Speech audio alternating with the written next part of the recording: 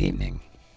Once again, we return to the story of Caius, Spell Sword, Dunmer, Eternal Champion, finest courier in Tamriel, most loyal servant of the Emperor, former head of the Blades in Vardenfell. And admittedly, I am a little bit lost. I know I just, had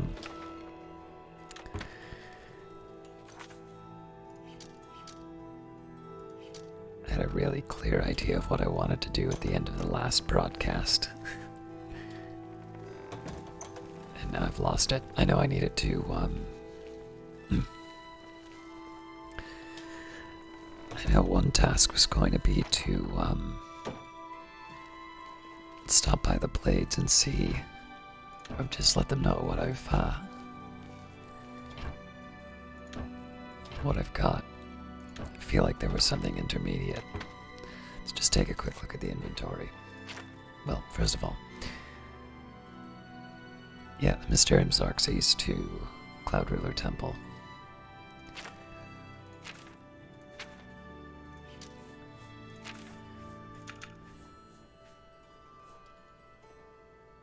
I think I was selling the bow, that's why I'm carrying it. Oh, that's right, yes. I wanted to, at least sell a few of these things.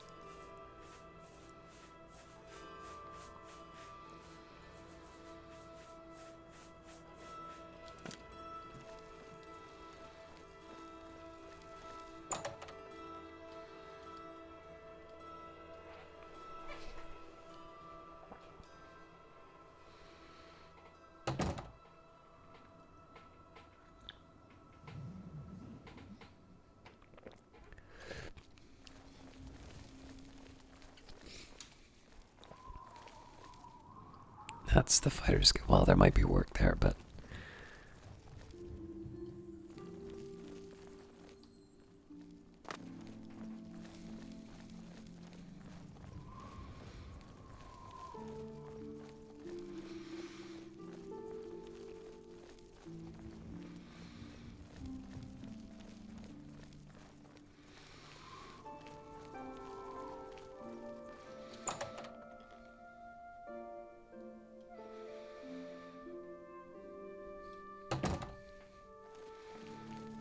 well met.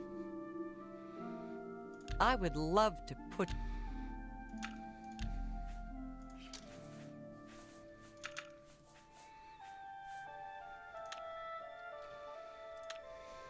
Be seen. A pleasure to have a look around. You won't find better prices in all Tamriel. A fine transaction. You gotta...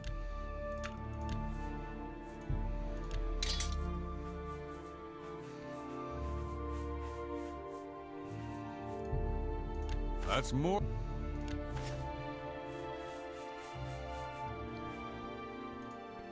Come back and see me again.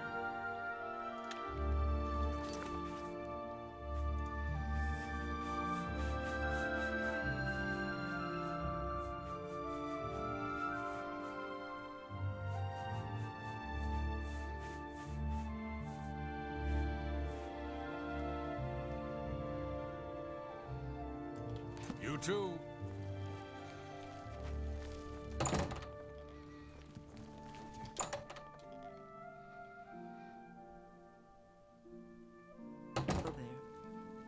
What? It's my pleasure. Please continue. Only quality goods for sale here. What can I interest you in?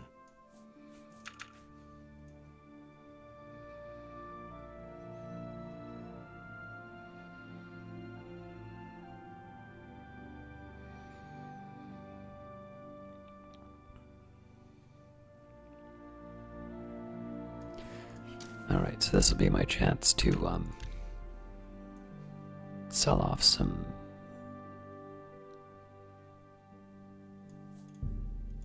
surplus.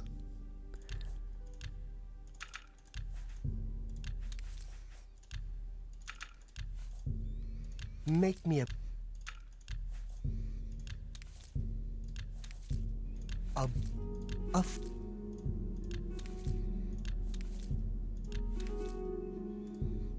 That's a good deal.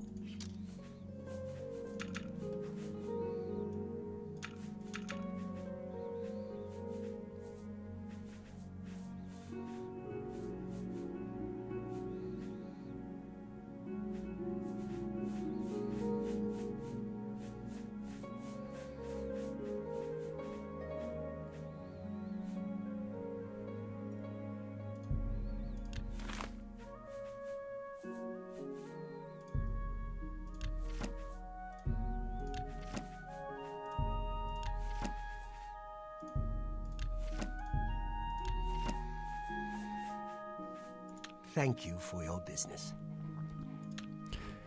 Alright, now I know this isn't always the most exciting part, but let's get some alchemy out of the way. So I think the fortify willpower is, off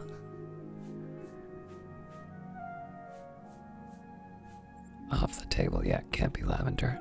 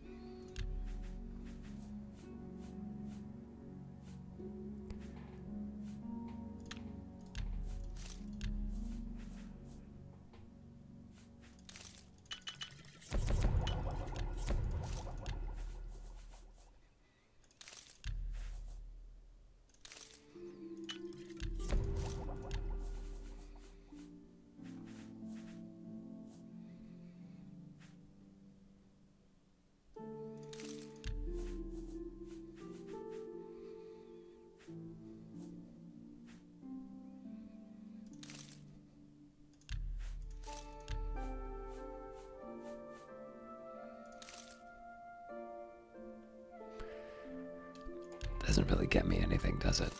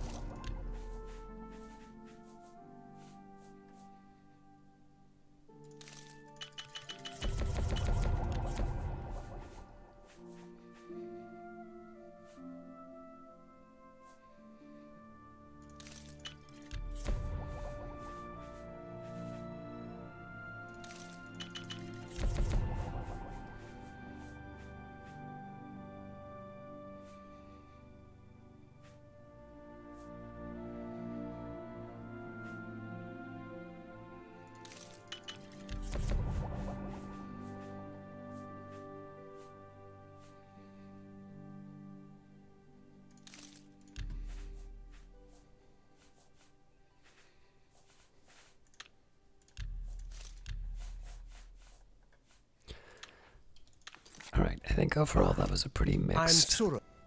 pretty Can mixed I set of interest results, you but in some of my we should be wares? able to get some money out of this.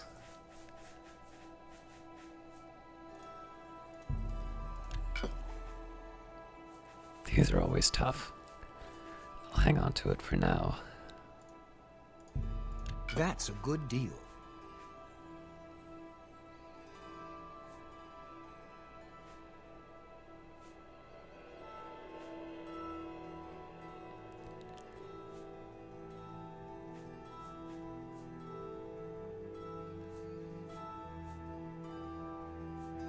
I'm hanging on to too many heavy potions.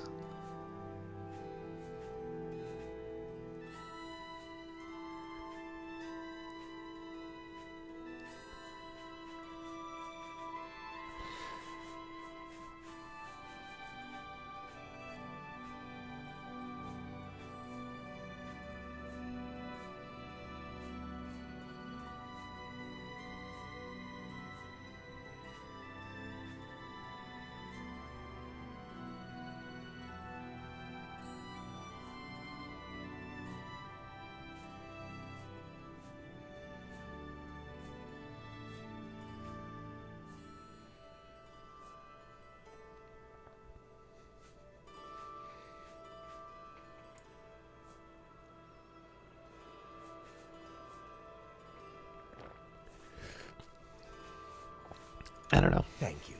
I'm okay with hanging on to some of this. You.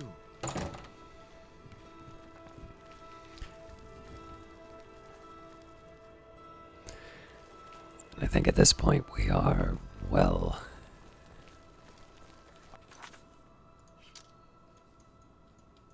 Hi there. Yep, we're ready to... ready to meet back with Martin.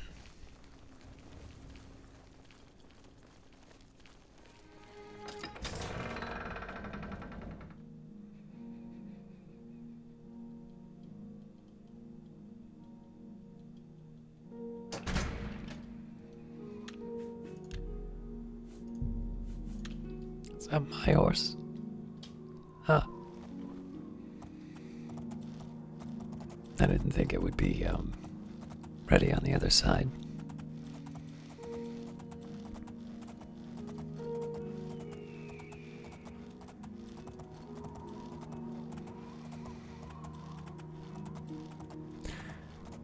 So other than, other than meeting back with the Blades, one of the things I want to try and do is go to the other cities for my recommendation to the Mages Guild. But obviously this one was on the way, and I had a bunch of stuff that I needed to drop off at my house anyway.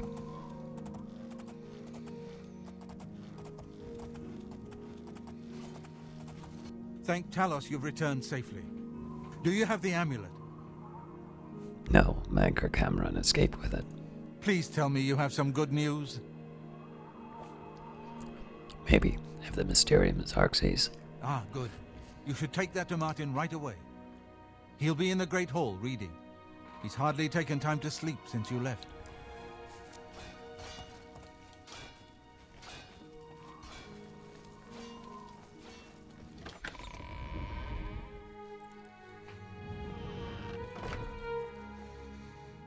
Ah, you're back. I told Joffrey not to worry. I can see you've had bad news. You didn't recover the amulet, did you? No, but I have the Mysterium Xarxes. By the Nine! Such a thing is dangerous even to handle. Forgive me. You were right to bring it, but you'd better give it to me. I know some ways to protect myself from its evil power. Can the Xarxes lead us to Cameron? I don't know. Maybe. I suspect that the secret of how to open a portal to Cameron's paradise lies within these pages. But I will need time.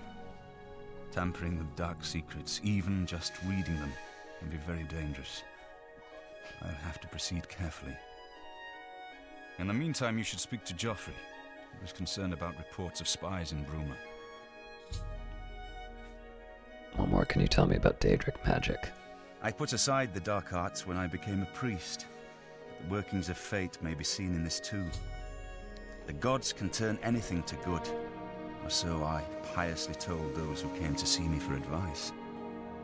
Perhaps I may yet come to believe it myself. Anything else you can tell me about the Mysterium Xarxes? This evil book was written by Mehrunes Dagon himself, and given by him to Manca Cameron. I believe Manca Cameron used it to create his paradise. It should give us the means to open a gate there ourselves. I will continue studying it. What about the Oblivion Gate? It is now clear to me that the only way to stop the Oblivion invasion is to relight the Dragonfires. Emperor, Amulet, and Dragonfire. With these divine gifts, the Daedra of Oblivion have been kept at bay for thousands of years. While the Dragonfires burned, the divine barriers kept the Daedra from making more than fleeting visits to our world. But the Dragonfires can only be relit by an heir of the Septim blood, wielding the Amulet of Kings. This was the essence of Manca Cameron's plot. He was undone only by the merest chance. But his complete victory remains perilously close. We must recover the Amulet of Kings and relight the Dragonfires before it is too late to stem Dagon's invasion. I hope to have at least part of the Mysterium Xarxes translated in a few days. Speak to Joffrey about those spies in the meantime.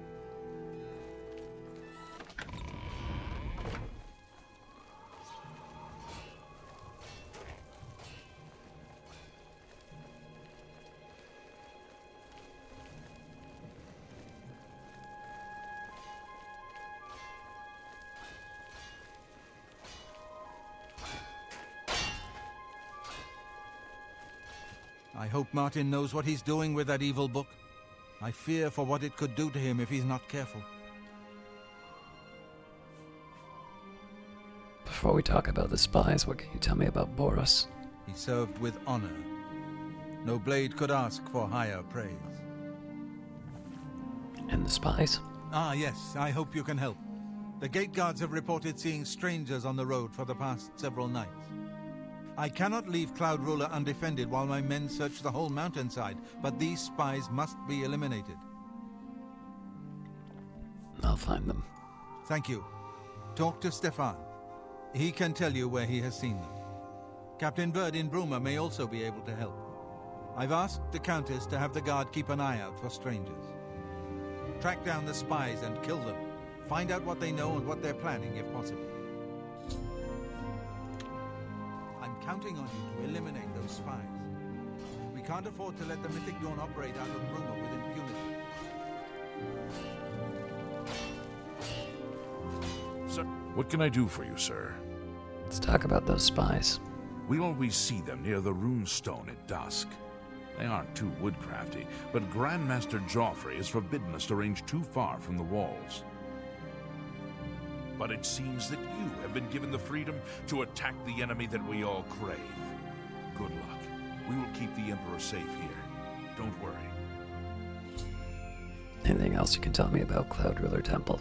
Aye, she's a beauty, isn't she? It's hard not to admire the stonework. That's some real craftsmanship, that is. What about the blades? If you need armor, weapons, or just a place to sleep, the barracks in the West Wing is available to any of us. May Uriel's spirit guide us in these troubled times.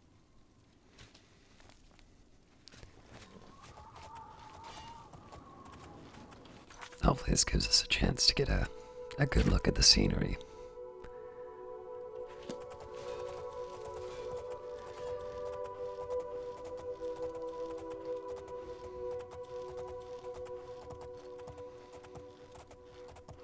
I was going to stop by the Countess, but it looks like there's already an indicator on the road, so...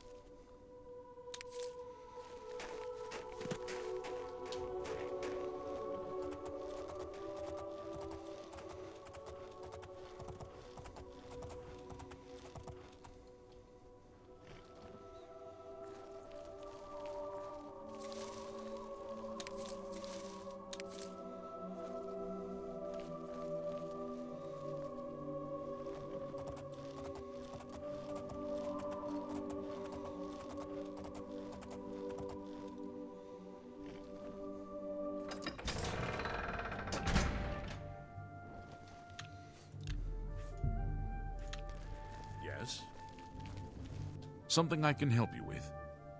Suppose you know anything about spies? Not on my watch. Captain Bird will know for sure, though. We all report to him. Farewell.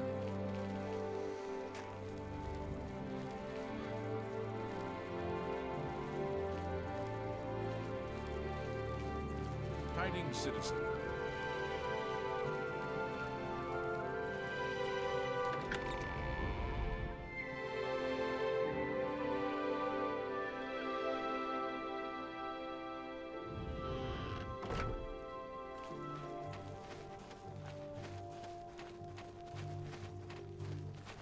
A pleasure to speak with you. Have you heard of any strangers in town? Not that I can think of. People are mostly staying home, what with all the troubles in the world. Good day. Good afternoon.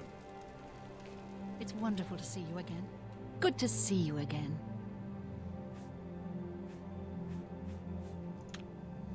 May luck be always on your side.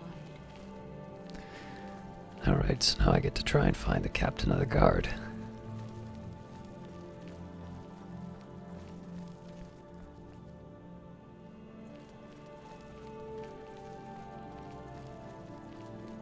Go ahead, please. What are you looking for? Your boss.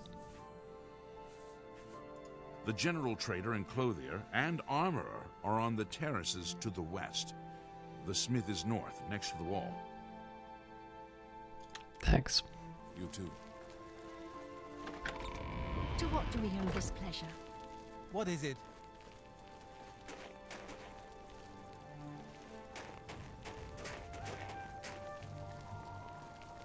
Good afternoon.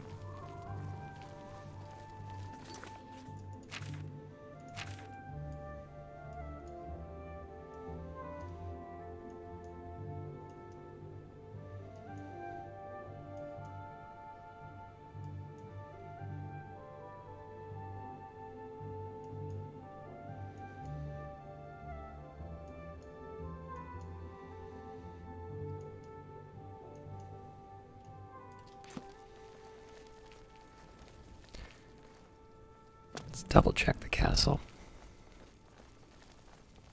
Hello?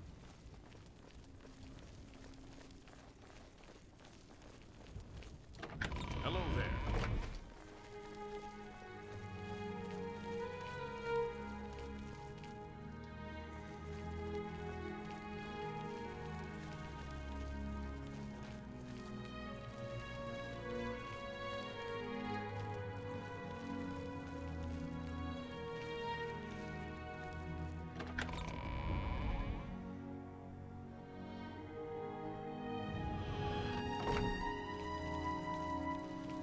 Always a pleasure. What brings you to me this day? Well, there's lots of talking about. Who's Raynald Drellis? You did what had to be done. All There right. should be no regrets or doubts in your mind about it. Raynald was an evil Dunmer, and he deserved that fate. Who's Galeborn again?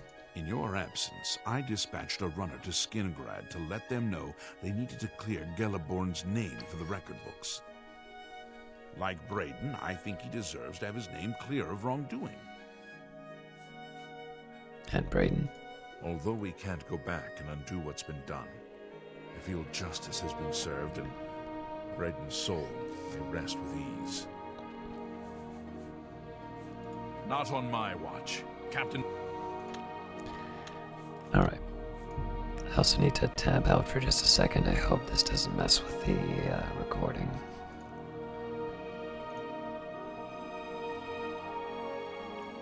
Great. Have you ever considered a job in law enforcement? Yes. Any new books you've been reading? I'm Captain Bird, commander of the Bruma Guard. Alright, let's talk about spies. Except for Gerald coming back from a trip down south, things are pretty quiet. Not much travel right now with the Oblivion crisis. I've told my men to keep a sharp eye out, but I've had no reports of any strangers in town. What about you? Turned up anything suspicious? Nothing of interest yet. All right, anything I can do for you, just let me know. This looks like I'm gonna have to just wait it out.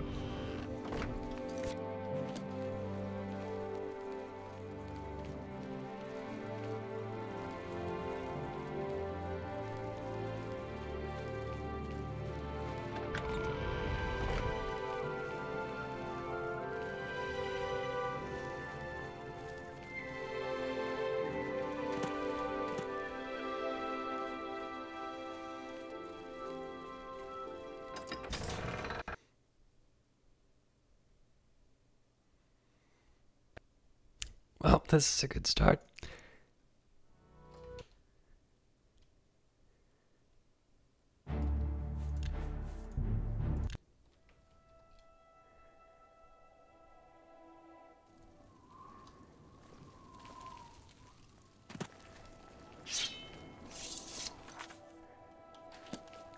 So here we've probably got about 4 hours or so.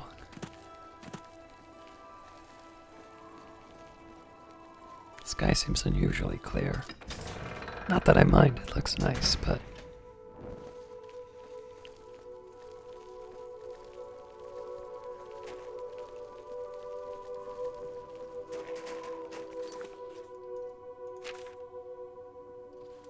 hang on.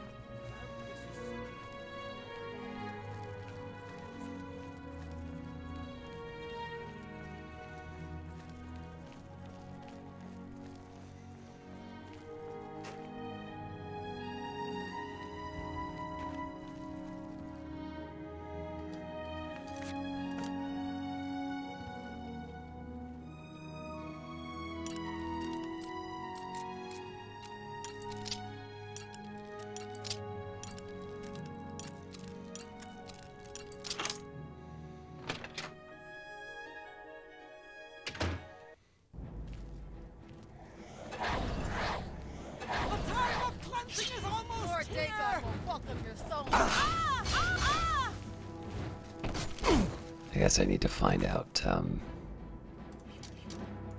need some intelligence. I wonder if I have a comm still.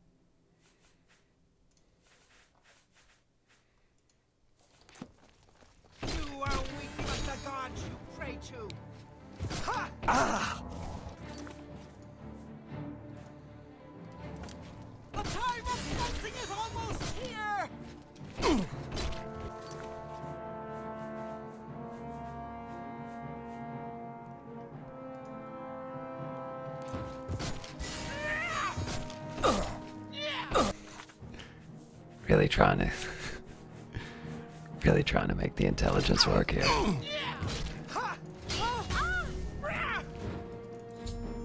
Mythic Dawn agent named Gerald is dead. I should continue to search for other spies and locate their base in Bruma.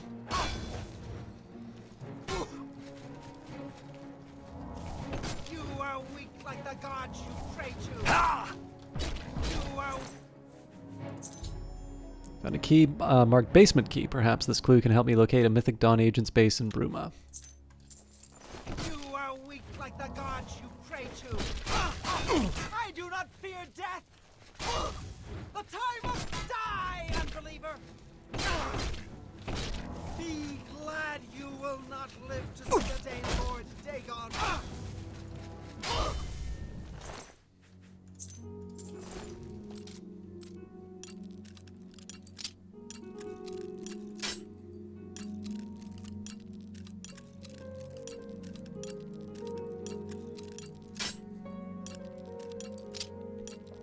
getting impatient.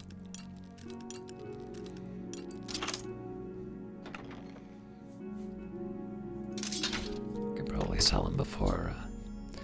Mythic Dawn agent named Severi Farum is dead. I should continue to search for other spies and locate their base in Bruma.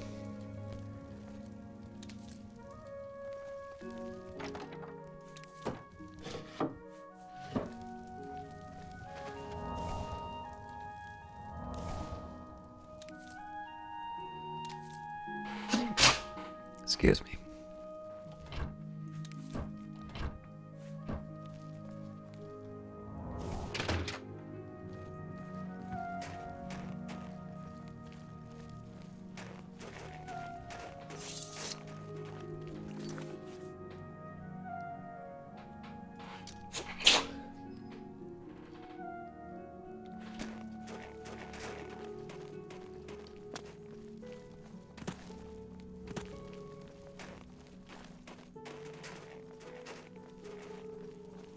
What is it?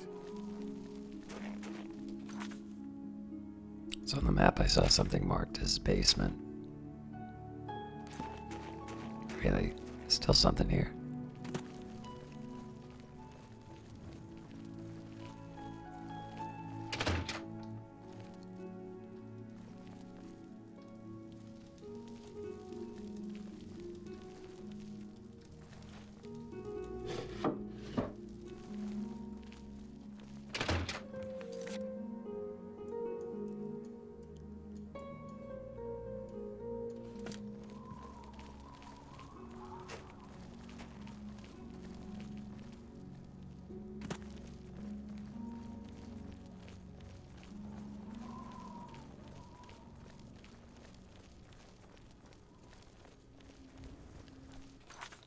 My next bet's gonna be the beggars, but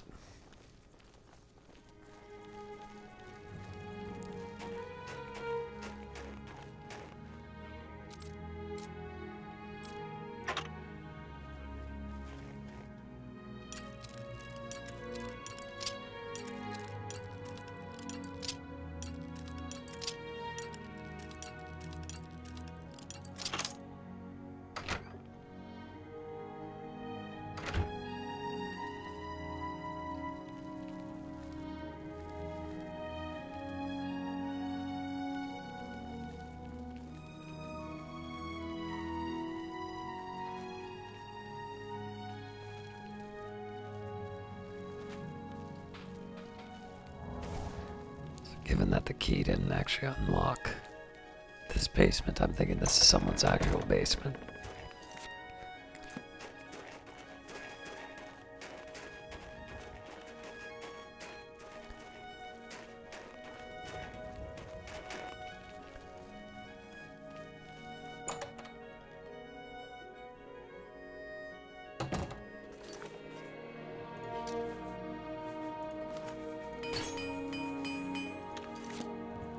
Good day. May I interest you in...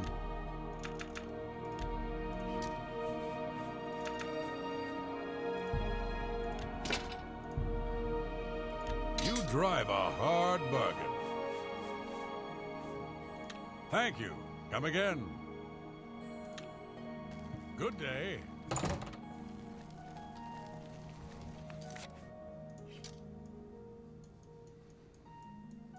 So obviously I can check all the basements. Let's see if the captain of the guard has anything to say about, the citizens.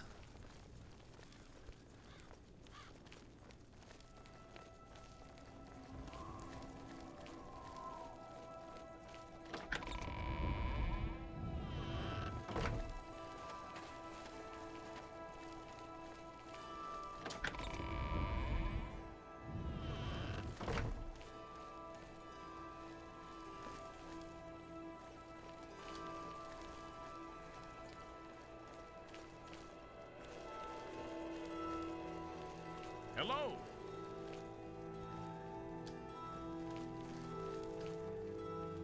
Huh.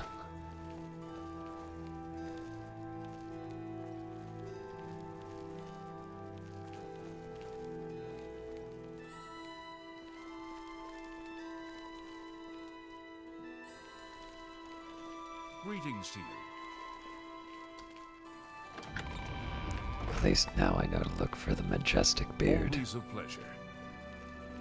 You look like a bright one. Welcome back, my lord. Well met.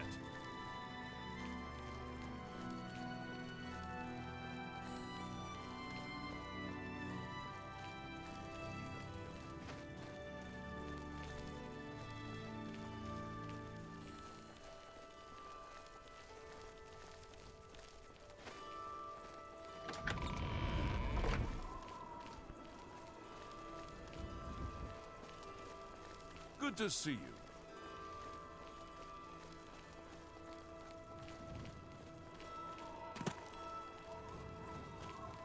Hello.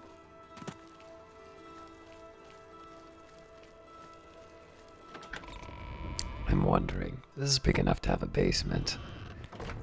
It always feels like cults always hide in the,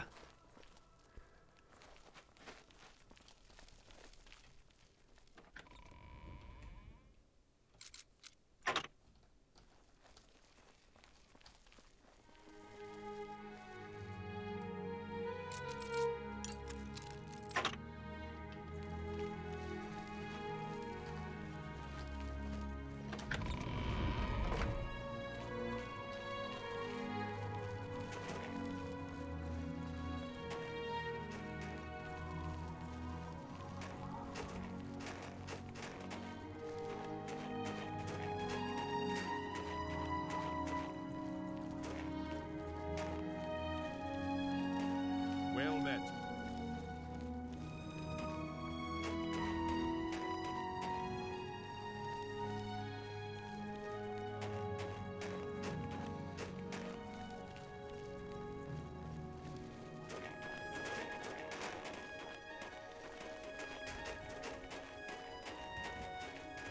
What's your story?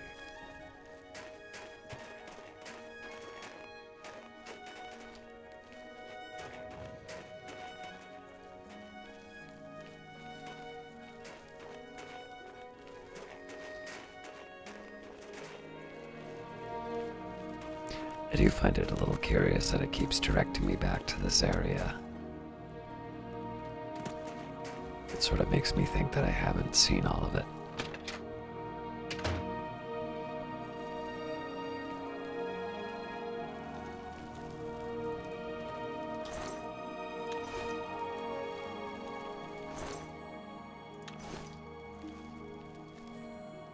Well, I can at least take a leak.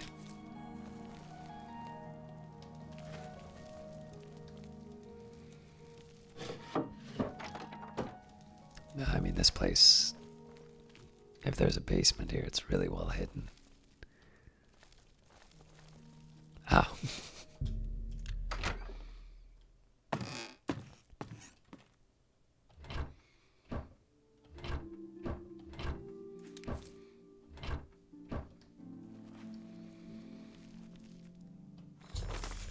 Found documents in Gerald's basement that reveals the enemy's plans. I should show this document to Joffrey immediately. Gerald, the Master was pleased to hear from your activities outside of Coral.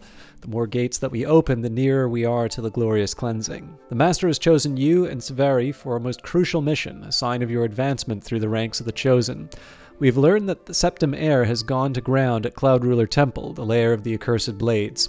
The Master has made its destruction at the top priority of the Order, and Lord Dagon has committed whatever resources are required. Pending your report on the Septim's activities at Cloud Ruler Temple and your assessment of the temple defenses and possible routes of escape, we plan to open a great gate in the open ground before Bruma as soon as possible. Remember, the first 3 lesser gates represent only the preliminary stages of Great Gate deployment. Do not in any way compromise your cover in defense of these gates. New ones can be quickly and easily reopened, and once the Great Gate is open, the fall of Bruma is assured. Cloud Ruler Temple cannot stand long after that, and the Septim will be caught like a rat in the trap. We would welcome any further details that you can offer concerning the Imperial agent who rescued Martin from Kvatch. But again, we caution you, do not risk a confrontation. This individual is not to be trifled with. The dawn is breaking. Ruma Cameron.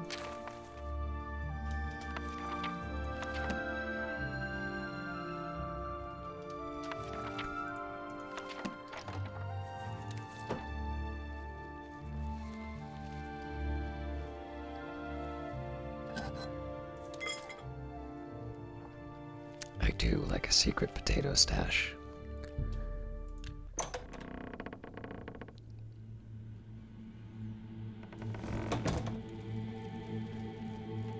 Yes! Oh, great and mighty Grand Champion! Is there something you need? Can I carry your weapon? Shine your boots? Back rub, perhaps? Wait here. Here? Right here? What about, say, over there? No? Right here? All right, then. You're the Grand Champion. Whatever you say.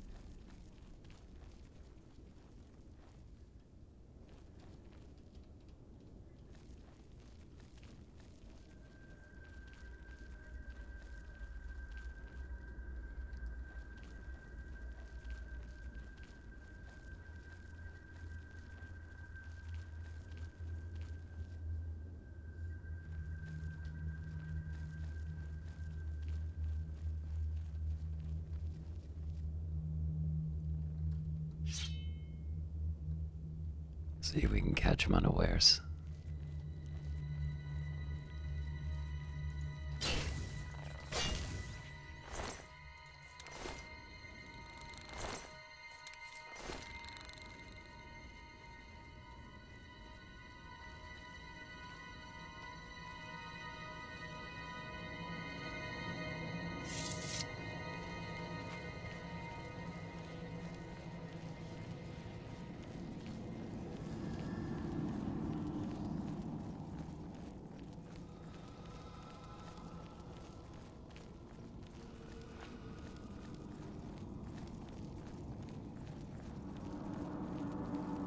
Yes! Oh, great and mighty Grand Champion! Is there something you need? Can I carry your weapon? Shine your boots? Back rub, perhaps? The only time I need you to carry the weapon, you don't do it. Anyways, follow your esteemed Grand Champion.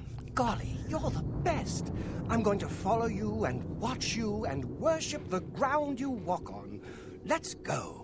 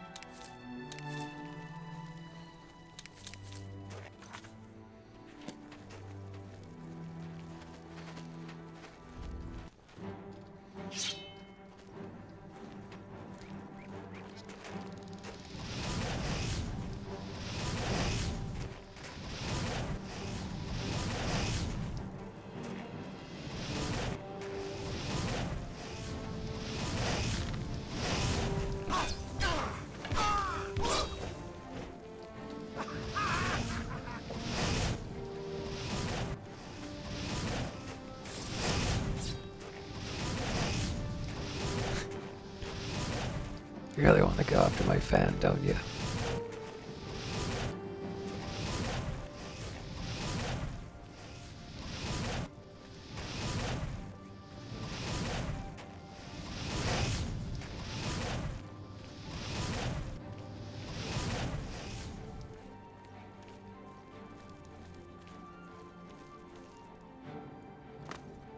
thought that was going to be clever. I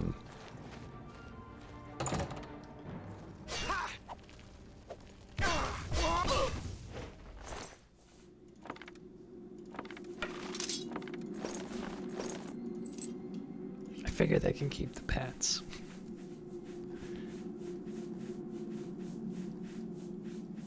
Oh god, where did they go?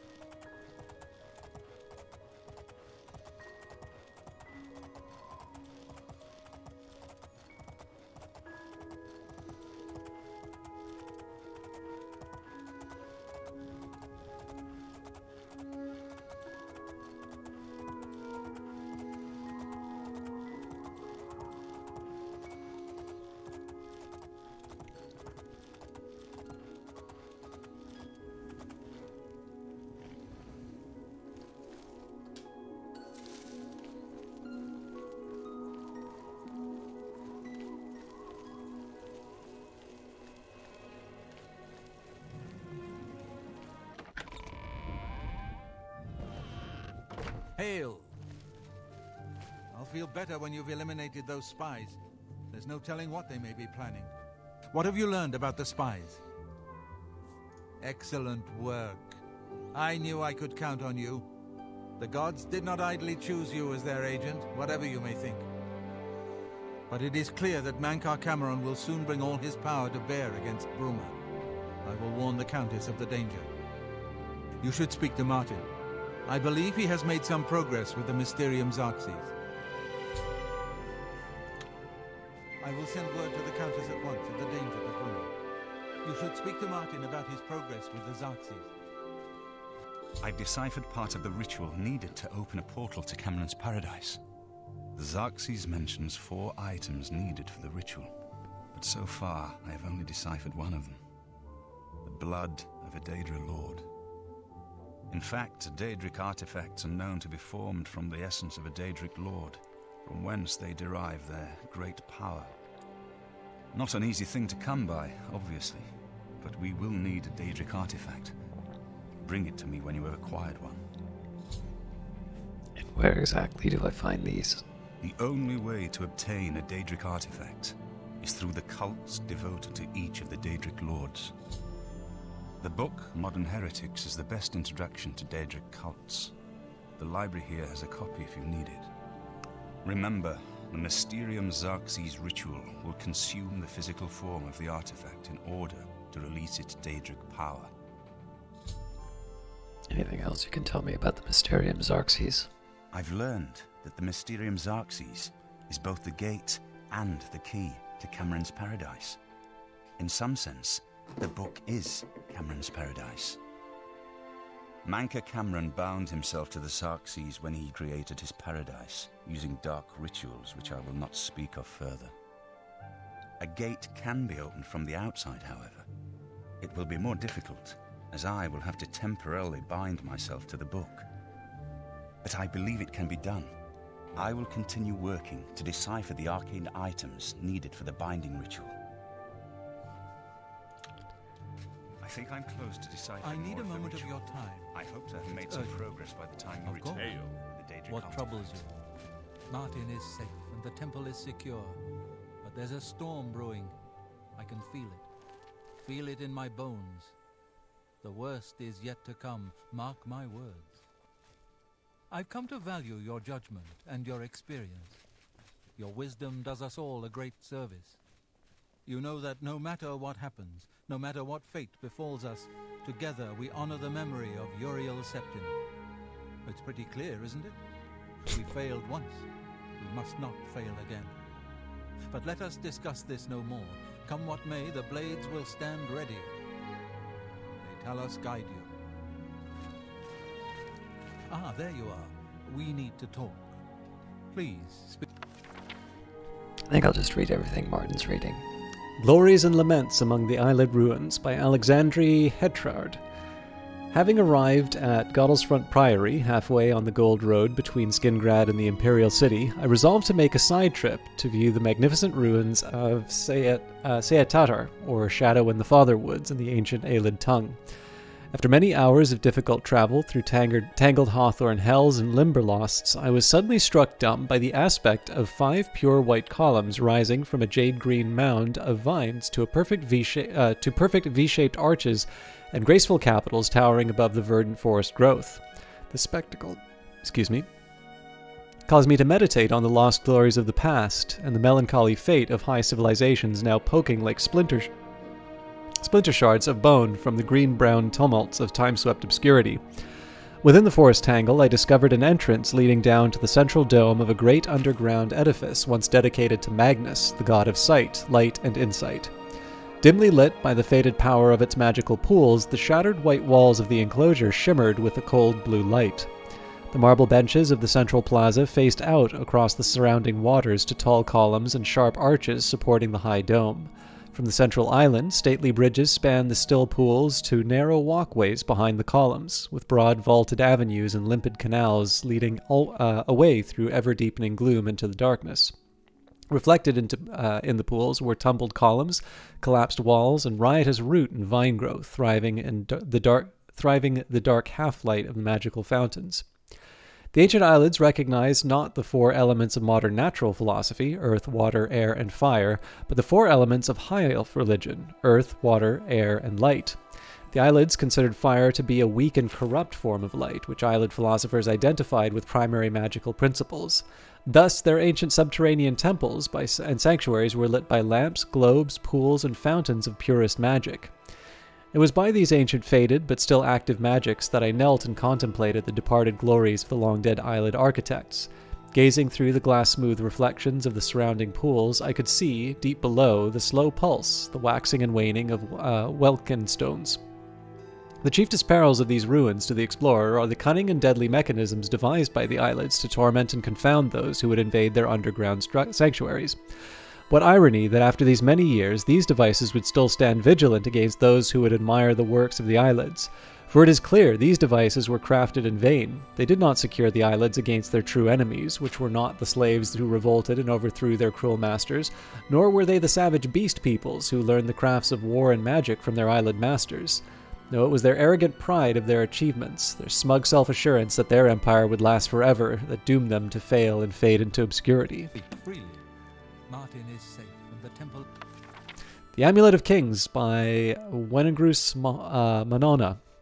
In the first years of the First Era, the powerful race of elves called the Eyelids, or Heartland High Elves, ruled central Tamriel with an iron hand. The high and haughty Eyelids relied on their patrons, the treacherous Daedra lords, to provide armies of Daedra and dead spirits. With these fearless magical armies, the Eyelids preyed without mercy upon the young races of men, slaughtering or enslaving them at their whim.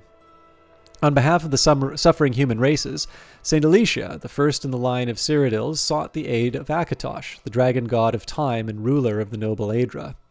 Akatosh, looking with pity upon the plight of men, drew precious blood from his own heart and blessed St. Alicia with this blood of dragons, and made a covenant that so long as Alicia's generation were true to the dragon blood, Akatosh would endeavor to seal tight the gates of Oblivion and to deny the armies of Daedra and undead to their enemies, the Daedra-loving Eyelids. In token of this covenant, Akatosh gave to Alicia and her descendants the Amulet of Kings and the eternal dragonfires of the Imperial City. Thus does Alicia become the first gem in the Cyrodiilic Amulet of Kings. The gem is the red diamond in the middle of the amulet. This is the symbol of the Empire, and later taken as the symbol of the Septim Line. It is surrounded by 8 other gems, one for each of the divines. So long as the Empire shall maintain its worship of Akatosh and his kin, and so long as Alicia's heirs shall bear the Amulet of Kings, Akatosh and his divine king maintain a strong barrier between Tamriel and Oblivion, so that mortal man need never again fear the devastating summoned hosts of the Daedra lords. But if the Empire should slacken in its dedication to the 9 divines, or if the blood of Alicia's heirs should fail, then shall the barriers between Tamriel and the Daedric realms fall, and Daedra worshippers might summon lesser Daedra and the undead spirits to trouble the races of men. It's secure, but there's a storm brewing. I can feel it. Feel it in my bones. The Warp in the West, a report compiled by Ulvius Tero, Blade's Archivist. Secret, for your eyes only. Let me offer my congratulations, Your Lordship, for your recent appointment as Ambassador to the Court of Wayrest. Your Lordship has asked me for a review of existing Blades accounts from the 3rd Era 417 concerning the Warp in the West, and for a summary of the current state of affairs there. Since Your Lordship was in Blackmarsh serving in the staff of Admiral Sosorius at the time, you probably know of these events only from imperial proclamations and chapel declarations, which identify this period as the Miracle of Peace. During the Miracle of Peace, according to official accounts, the formerly war-racked Iliac Bay region was transformed overnight from a patchwork of squabbling duchies and petty kingdoms into the peaceful modern counties of Daggerfall, Sentinel, Wayrest, and Orsinium. The Miracle of Peace, also known as the Warp in the West, is celebrated as the product of the miraculous interventions of Stendar, Mara, and Akatosh to transform this troublesome region into peaceful, well-governed imperial counties. The catastrophic destruction of the landscape and property, and the large loss of life attending upon this miracle, is understood to have been tragic and beyond mortal comprehension. Inasmuch as this account confirms and validates the current borders of these counties and identifies the rulers and boundaries of these counties as ordained by the 9, the Miracle of Peace serves imperial objectives of peaceful consolidation of ancient petty states and sovereigns into manageable imperial jurisdictions. The other remarkable features of these events, mass disappearances, armies mysteriously transported hundreds of miles or completely annihilated, titanic storms and celestial phenomena, apparent local discontinuities of time, fit comfortably into the notion that these events are part of a vast mysterious divine intervention. However, this is only the public account of these events, and, as you may suspect, it conflicts with many other accounts. In short, while this explanation suits imperial policy, it has little historical validity. Your Lordship should know that the Blades have concluded that there is no plausible historical account of these events, and despairs that a plausible historical account shall ever be produced. The Blades have concluded that a miracle occurred, insofar as the events are inexplicable, but the Blades strongly doubt the miracle was of divine origin. There is good reason to believe that the ruling families of the 4 modern Iliac Bay counties had forewarning of the event. There is also some evidence that some of these ruling families may have been directly or indirectly responsible for the event. We do not know the exact sequence of actions that produced the event, although we are confident that the totem artifact was involved and that a Blades agent was involved in employing that artifact. We unfortunately lost contact with that agent immediately after the event. His report might have gone some way into resolving the contradictory and paradoxical accounts of the event. You never asked. The Blades have on file a few reports from agents dating from the Warp in the West period. Most of our agents were lost in the initial dislocations, and others were lost in the confusion after the event. I present a few of these reports to give you a general sense of their limitations, including a report of your diplomatic predecessor, Lord Strail. You will have had access to other private and rumored accounts of the period. I believe you will agree that these documents raise more questions than they answer. Report of Hammerfell agent Briarbird. Was on assignment in the Alakir Desert, a few miles south of Bergama on the 9th of Frostfall. I was encamped as it was still early morning, when I felt the ground shake so violently I was thrown to the ground. Dazed, I was aware of a great roar of a sandstorm, which alarmed me, as I had been on a high dune and seen nothing like that on the horizon. It was on me before I was even on my knees, burying me in my camp. When I crawled my way out of the sand, I realized that I must make haste to get to Bergama as soon as possible, as all my food and water had been swept away. The sun was just rising as I began, like I said. When I reached Bergama, it was nightfall. The town was in chaos, filled with the soldiers of Sentinel. The Lord of Bergama's fortress was in ruins. There had been an attack, but no one had seen it, only the invasion that followed it. The soldiers of Queen Akarithi of Sentinel refused to be interviewed about how they had accomplished this sneak attack, but I came to learn that the whole of northern Hammerfell now belonged to them. Even stranger, I discovered that my walk from sunrise to sundown had not taken me 1 day, but 2. It was now the 11th day of the month, not the 10th. I had lost a day somewhere, and so apparently had everyone else, except Akarithi's soldiers, who somehow were aware of the correct date. I since have concluded that they had received advanced warning, and so were better prepared to deal with the strange confusion of time and dates associated with the warp. The report of High Rock agent Grey Lady. I was at the time of the warp undercover as a witch in the Skeffington Coven of Phrygius in central High Rock. In order to give my report, I had volunteered for an expedition to gather supplies, which would allow me the freedom to reach my contact in Camlorn. I was traveling northeast along the foothills of the Rothgarian Mountains on the 9th of Frostfall, when I felt a great heat behind me, like a fire. I turned, but I regret to say I cannot tell you what I saw. The healers tell me my eyes were burned out of my sockets. I think I must have fallen into a state of semi-consciousness, for I distinctly remember falling as the ground seemed to give way beneath me. There was a series of explosions in the distance. To the south, I heard high whistling noises that were getting louder, coming closer. I had my shield with me, and fortunately anticipated that volleys of some sort were falling from the sky. Though I could not see them, I could hear them coming from a distance away, and was able to use my shield to block them from striking me. The assault stopped suddenly, and I could smell smoke. I learned later that most of the forest of Yaklon and Phrygius had caught fire in an inferno that started further south in Dania and the Elysian Hills.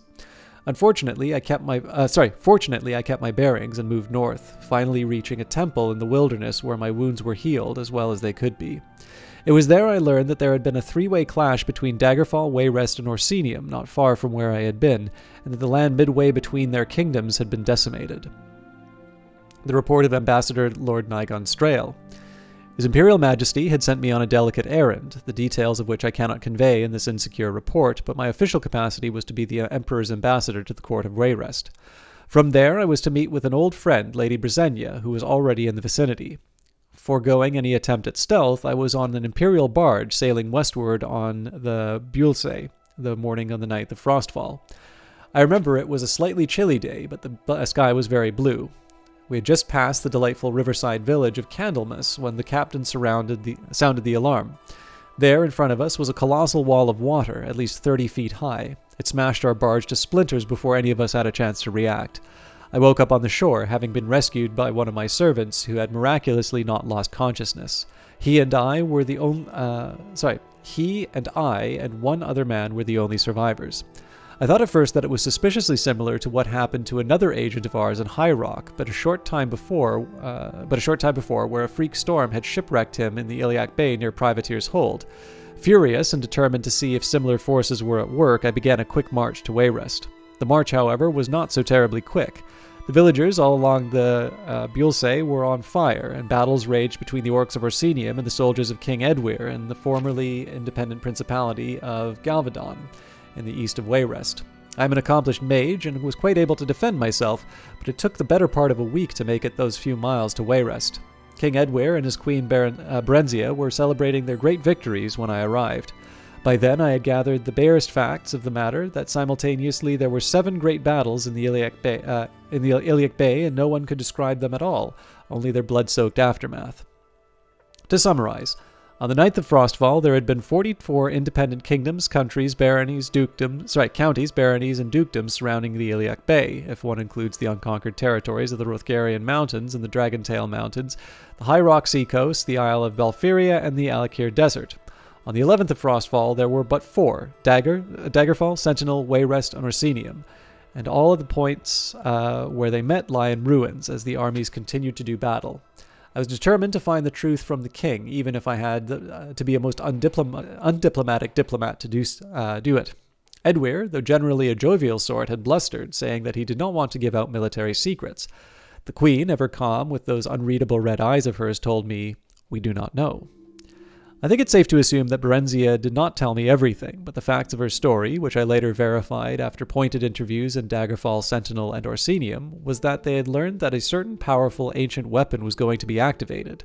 I shan't give the name of it here, out of fear that it would be used against Wayrest. The king had attempted to buy it from a young adventurer who had discovered its whereabouts. Edward believed, as it turns out rightly, that the other powers in the Bay had also attempted to win ownership of this device. What happened then, as Berenzia said, we do not know. The morning of the 9th and the morning of the 11th somehow merged through some sort of warp in the west, and Wayrest found themselves at war. Their land had expanded threefold, but they were under attack by Daggerfall to the west, Orsinium to the east, and Sentinel to the south. There had been no time to understand what had happened, the king said. They had simply reacted, sending their armies to defend their lands against these enemies. Those kingdoms had also gained a great territorial advantage. The battles continue on, now months later, as I return to the Imperial City to make my report. What more do I have to say? They are bloody, violent clashes, as is always the case with modern warfare, but I have been to the black and desolate no man's land between the 4 remaining kingdoms. No mortal army caused that devastation. I can say that the force that shook the Iliac Bay on the 10th of Frostfall, 3rd Era, 417, was infinitely greater than the power of these mighty kingdoms that are wielding today. The power these mighty kingdoms are wielding today. I can say that there were other strange events that day which kept the kingdoms from breaking free of the Empire and accomplished likely more besides. And I can say there is nothing left of it, the power, this weapon in the bay. The warp that it created swallowed it up. Current political affairs in the Iliac Bay. Almost 20 years have passed, and the region, though transformed, has stabilized. There are no more disputed territories, and the kingdoms of Daggerfall, Wayrest, Sentinel, and Orsinium hold their new borders in relative peace.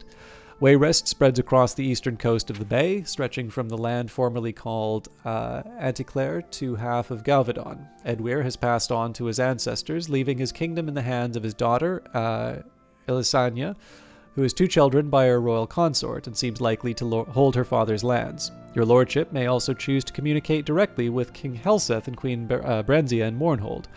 Their primary preoccupations are, of course, with Morrowind's affairs, but they may still have useful observations upon Wayrest's ruling families and political environment that may aid you in your understanding of the court of Queen Elisana.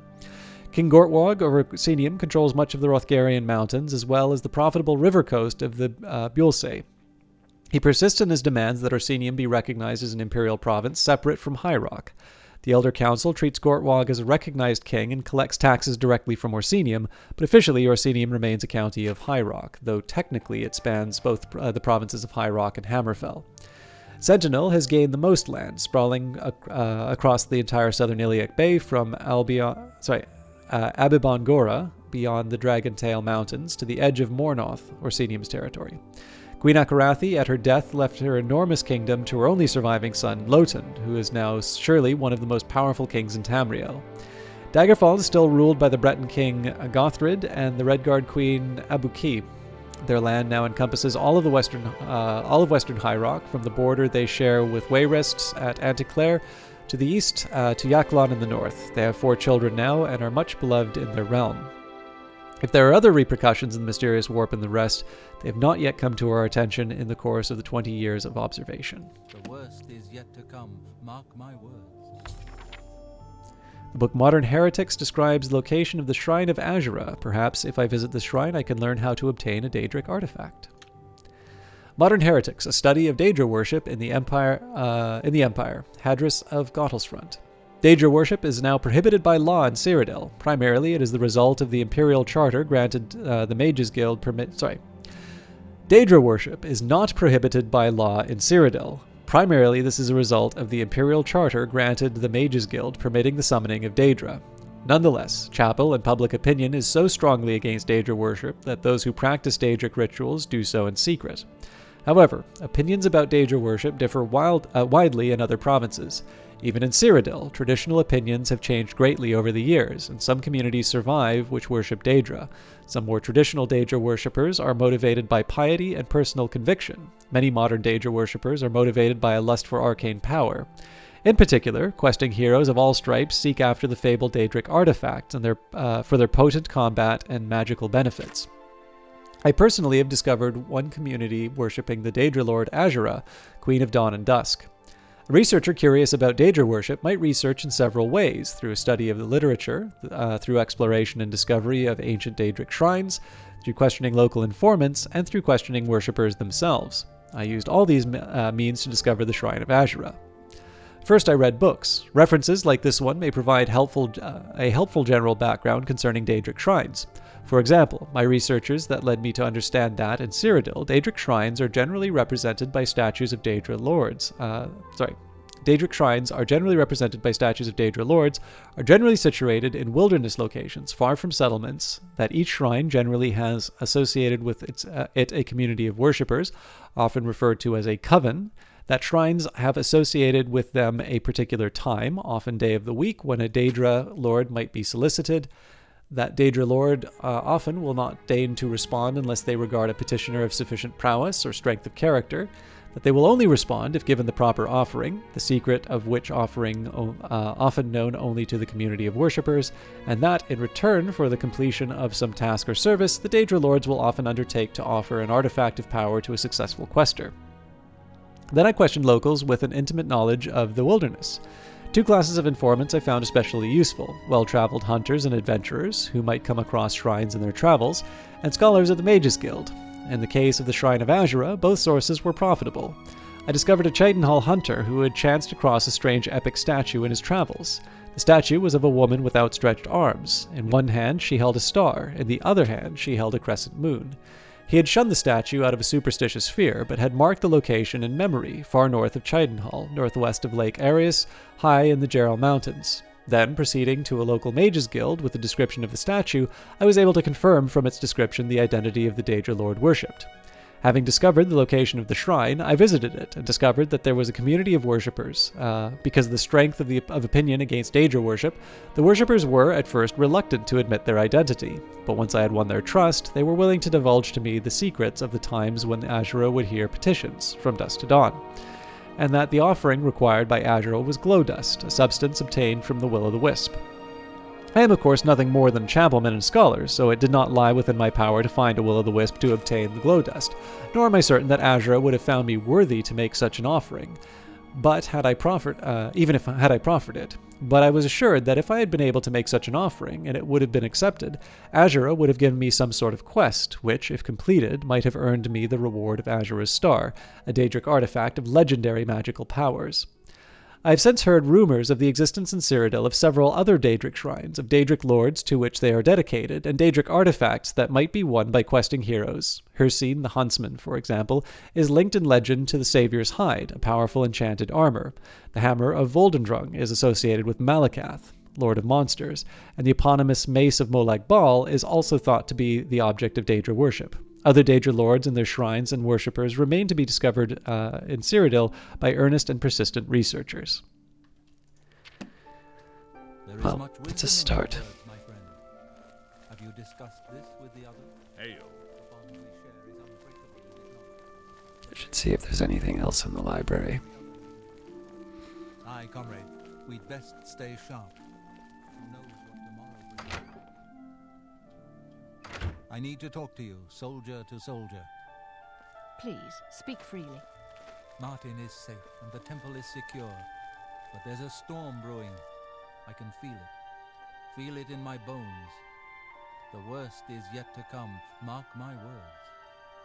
Yes. Yes, I see your point. And the others feel the same way? You know how it is. There are whispers in the halls of Cloud Ruler, as in any other place. But it matters not. The blades stand united. It's pretty clear, isn't it? We failed once. We must not fail again. But let us discuss this no more. Come what may, the blades will stand ready. Keep your heart true and your eyes open. Hail.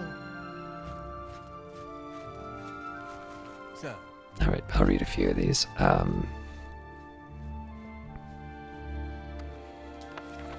The 10 Commands of the Nine Divines. By the intercession of Saint Elysia, you may be so filled with grace and strength and wisdom that comes from grace, that through these teachings you may come to the true meaning of the Nine Divines and their glories. To convey to man's mind all the manifold subtleties of truth and virtue may not be done where all the sea's ink, All the skies the parchment upon which their wisdoms were writ. Yet Akatosh in his wisdom, knowing how impatient is man and how loath he is to travel upon the hard roads of truth, has allowed these 10 simple commands to be made manifest with powerful clarity and concise definition. 1. Stendarr says, be kind and generous to the people of Tamriel, protect the weak, heal the sick, and give to the needy. 2. Arche says, honor the earth, its creatures, and the spirits living and dead. Guard and tend the bounties of the mortal world, and do not profane the spirits of the dead. 3. Mara says, live soberly and peacefully, honor your parents, and preserve the peace and security of home and family. Zenithar says, work hard, and you will be rewarded. Spend wisely, and you will be comfortable. Never steal, or you will be punished. 5. Talos says, be strong for war, be bold against enemies and evil, and defend the people of Tamriel. 6. Kinnereth says, use nature's gifts wisely, respect her power, and fear her fury. 7. Dibella says, open your heart to the noble secrets of art and love. Treasure the gifts of friendship, seek joy and inspiration in the mysteries of love.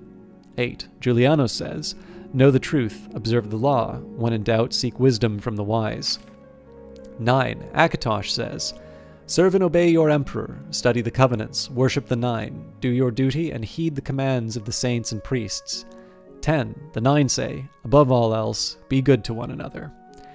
If only each man might look into the mirror of these commands and see reflected there the bliss that might enfold them. Were he to serve in strict obedience to these commands, he would be cast down and made contrite and humble. The obedient man may come to the altars of the Nine and be blessed, and may receive the comfort and healing of the Nine, and may give thanks for his manifold blessings. Heedless, the wicked man turns away, and forsaking the simple wisdoms granted to him by the all-wise and all-knowing Nine, he lives in sin and ignores all the days of his ignorance all the days of his life. He bears the awful burden of his crimes, and before men and God his wickedness is known, and neither blessing nor comfort may he expect from the altars and shrines of the Nine. Yet the wicked and foolish are not doomed, for in their infinite mercies the Nine have said, repent and do good works, and the fountains of grace shall once more spill forth upon you. Repent your crimes, tender unto the emperor the fines of gold, that they may be used to spread the faith and its benefits to all men.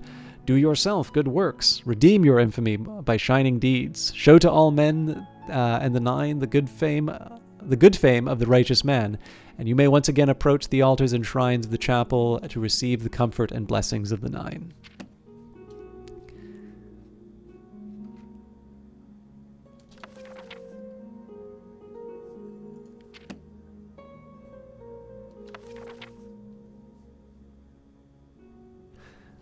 Let's read Darkest Darkness again. There might be something here.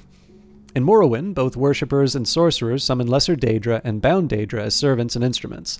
Most Daedric servants can be summoned by sorcerers only for very brief periods, within the most fragile and tenuous frameworks of command and binding. This fortunately limits their capacity for mischief, though in only a few minutes most of these servants can do terrible harm to their summoners as well as their enemies. Worshippers may bind other Daedric servants to this plane through rituals and pacts.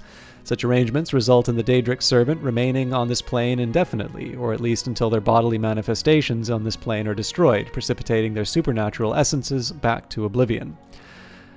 Whenever Daedra are encountered at Daedric ruins or in tombs, they are almost invariably long-term visitors to our plane. Likewise, lesser entities bound by their Daedra lords into weapons and armor may be summoned for brief periods, or may persist indefinitely, so long as they are not destroyed and banished. The class of bound weapons and bound armors summoned by temple followers and conjurers are examples of short-term bindings. Daedric artifacts like Marunus Razor and the Mask of Clavicus Vile are examples of long-term binding. The Tribunal Temple of Morrowind has incorporated the veneration of Daedra as lesser spirits subservient to the true immortal Almsivi, the triune godhead of Almalexia, Sothasil, and Vivec. These subordinate Daedra are divided into good Daedra and bad Daedra. The good Daedra have willingly submitted to the authority of Almsivi. The bad Daedra are rebels who defy Almsivi, treacherous kin who are more often adversaries than allies. The good Daedra are Boethia, Azura, and Mephala. The Hunger is a powerful and violent lesser Daedra, associated with Boethia, father of plots, a sinuous, long-limbed, long-tailed creature with a beast-skulled head, noted for its paralyzing touch and its ability to disintegrate weapons and armor. The Winged Twilight is a messenger of Azura, goddess of dusk and dawn. Winged Twilights resemble the feral harpies of the west, though the feminine aspects of the Winged Twilights are more ravishing, and their long, sharp-hooked tails are immeasurably more deadly. Spider Daedra are the servants of Mephala, taking the form of spider humanoid centaurs, with naked upper head, torso, and arms of human proportions, mounted on 8 legs and armored carapace of a giant spider. Unfortunately, these Daedra are so fierce and irrational that they cannot be trusted to heed the commands of the spinner. As a consequence, few sorcerers are willing to either summon or bind such creatures in Morrowind. The bad Daedra are Marunas Dagon, Malakath, Shegarath, and Molag Bal. 3 lesser Daedra are associated with Marunas Dagon, the agile and pesky Scamp, the ferocious and beast-like Clanifir, and the noble and deadly Dramora. The crocodile-headed humanoid Daedra, called the Daedroth, is a servant of Molag Bal, while the giant but dim-witted Ogrim is a servant of Malakath. Shegarath's lesser Daedra is the Golden Saint, a half-clothed human female in appearance, is highly resilient to magic and a dangerous spellcaster. Another type of lesser Daedra often encountered in Morrowind is the Antronak, or Elemental Daedra. Antronaks have no binding kinship or alignments with the Daedra Lord, serving one realm or another at a whim, shifting sides according to seduction, compulsion, or opportunity.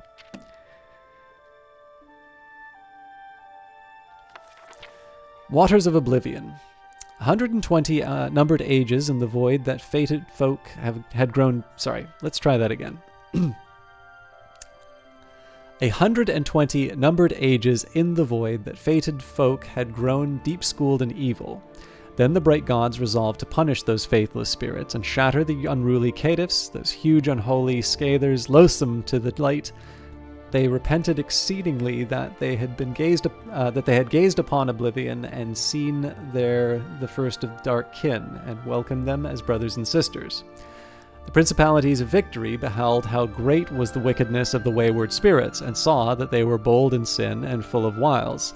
They resolved then to chasten the tribes of Daedra, and smite darkkind with hammer and hand. But ever shall darkness contest with light, and great were the powers that breathed the void and laid waste upon one another, and no oath might bind them, so deep were they in envy and perfidy. So, for once the portals are opened, who shall shut them upon the rising tide? 4 pages, but the hardest one for me to read, apparently.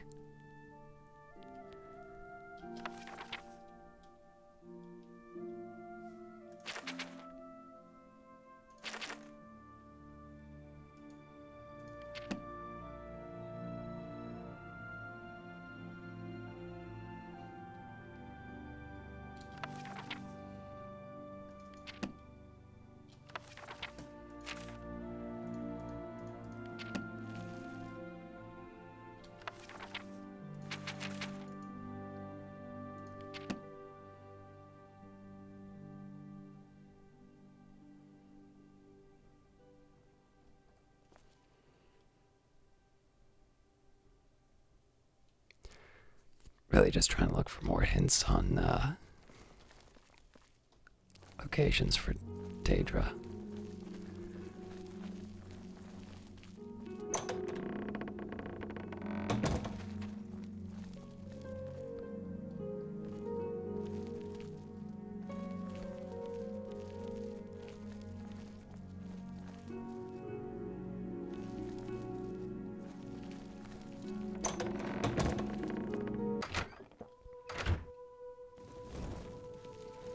Good evening, sir.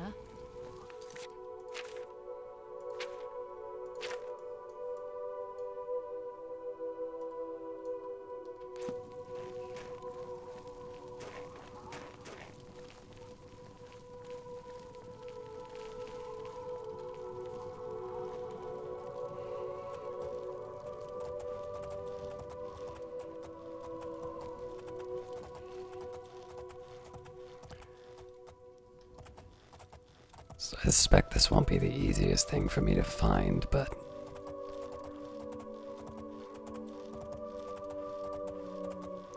we'll give it a shot.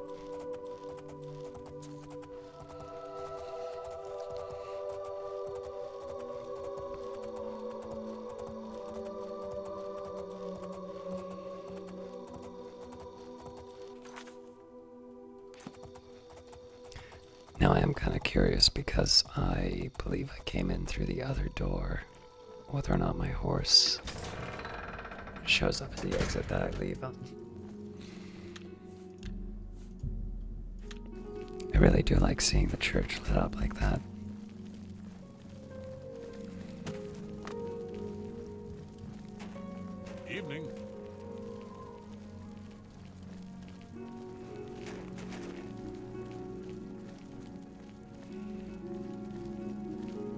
Hello.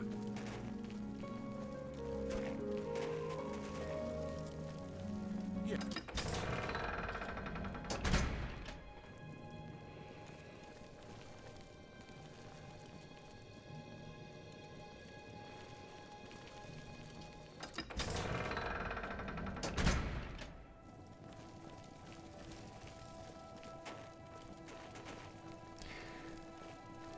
So I'm guessing I approached from a,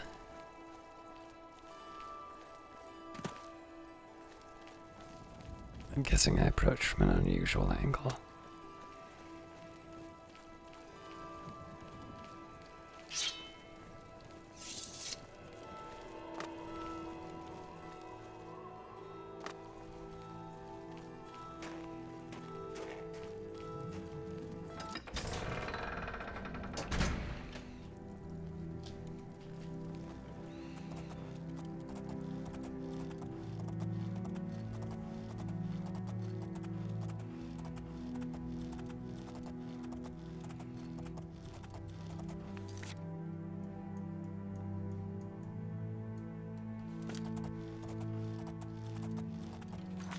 I think I'll try and at least get to the Silver Road, and then we'll figure out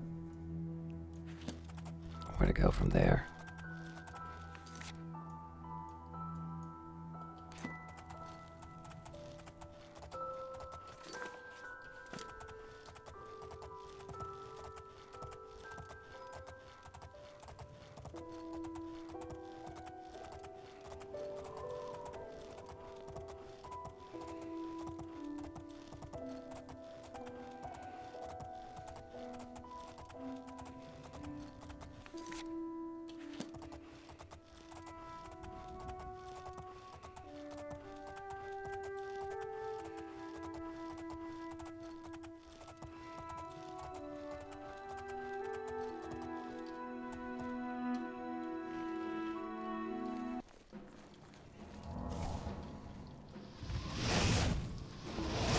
Oh, don't you dare.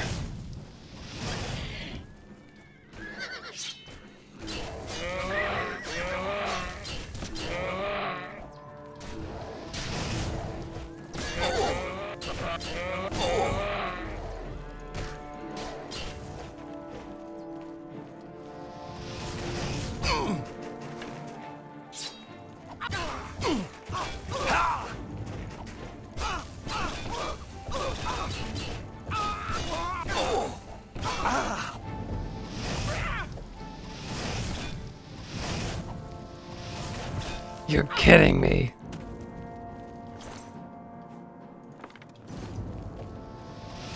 It's 5,000 just down the drain.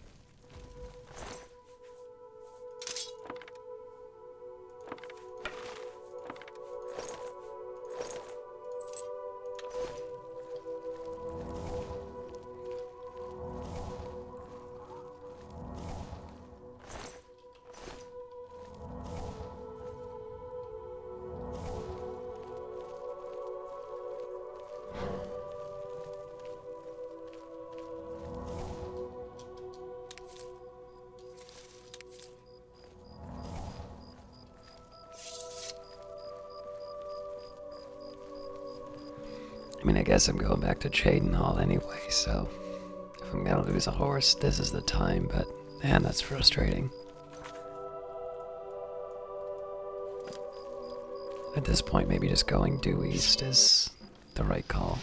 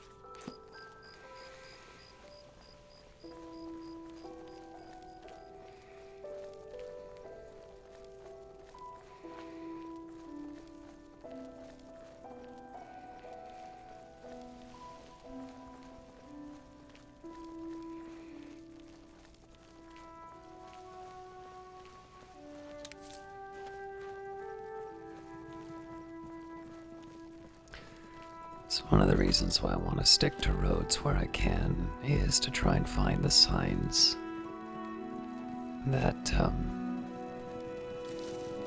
that there's a Daedra cult nearby.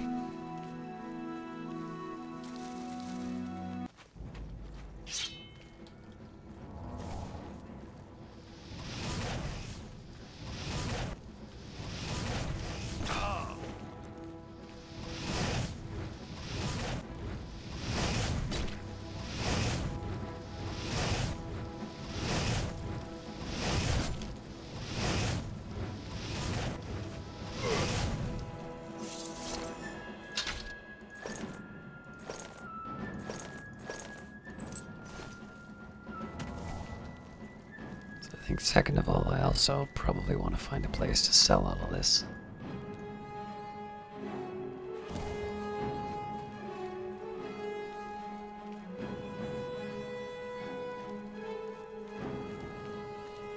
Jadenall's probably the most obvious place for that as well.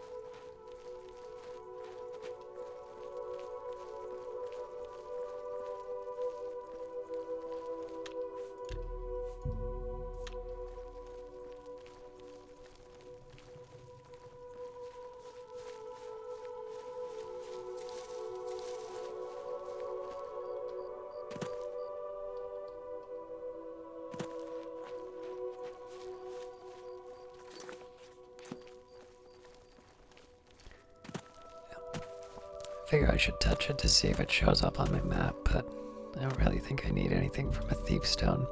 Marked by a special fate, you rule your destiny. Do you choose to steer by the stars of the thief?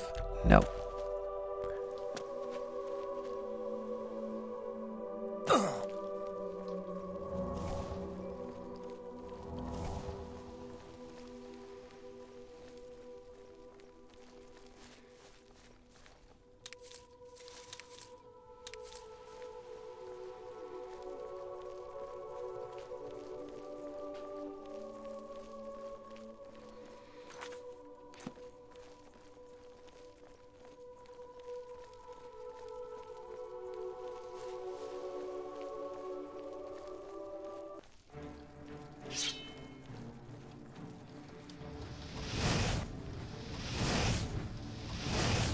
The part where you fall down.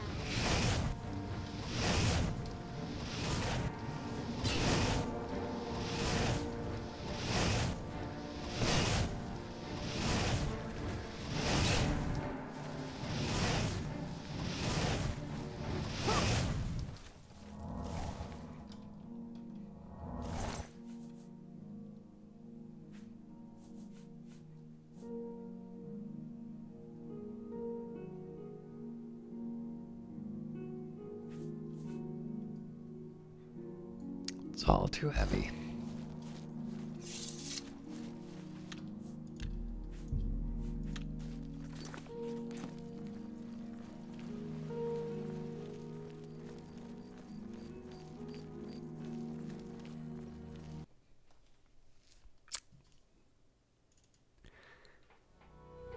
I didn't have any indication that that would have happened, but I'm really glad I saved when I did.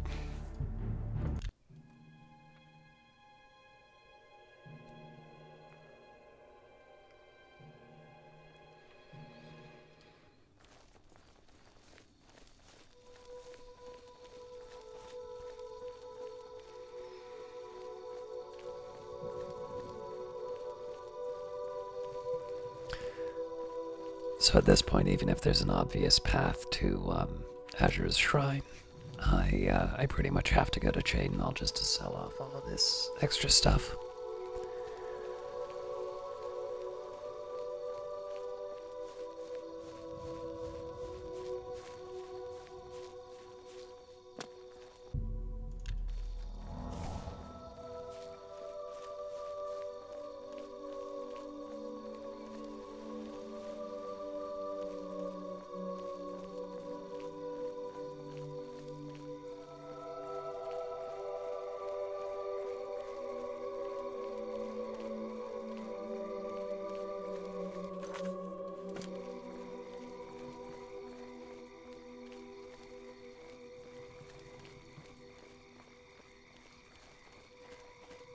I heard you know how to move in light armor. What do you want? Hear any rumors? You've seen way shrines in the wilderness? Those who've pleased the Nine may receive blessings of willpower at the way shrines of Mara. Take care.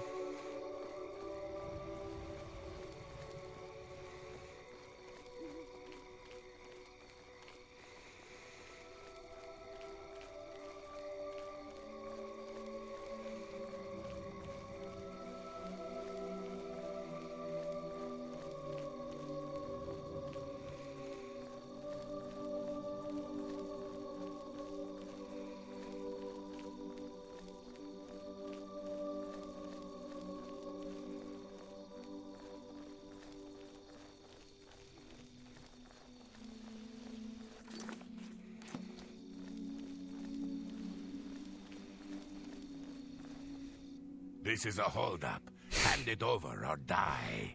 Yeah, real stealthy. No. Actually, that's the way this one prefers it. This ends.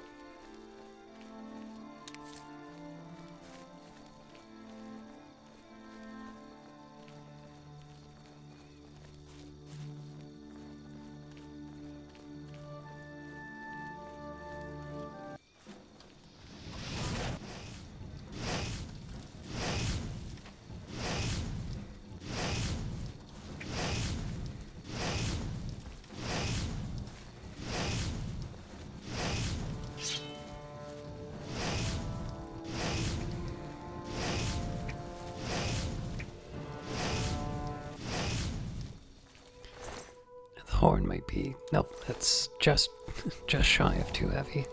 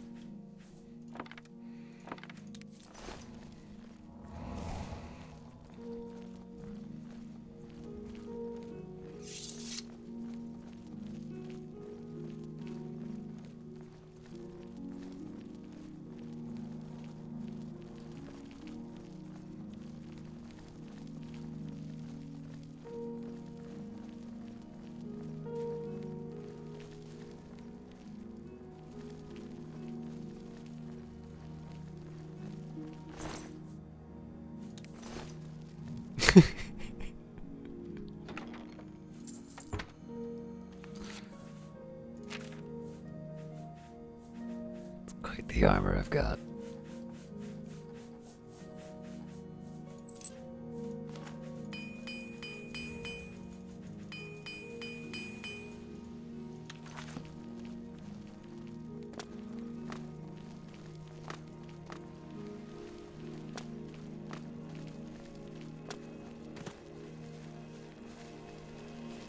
So it's tempting to go check out the fort, but again, the time is not great. Or sorry, it's not an opportune time because of the wait.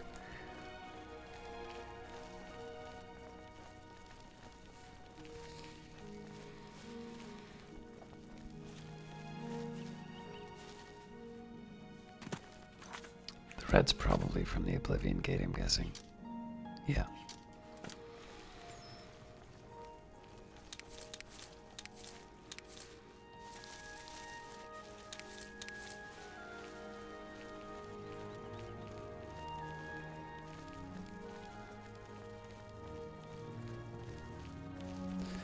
I'm also trying to remember if any of these are shrines dedicated to deities.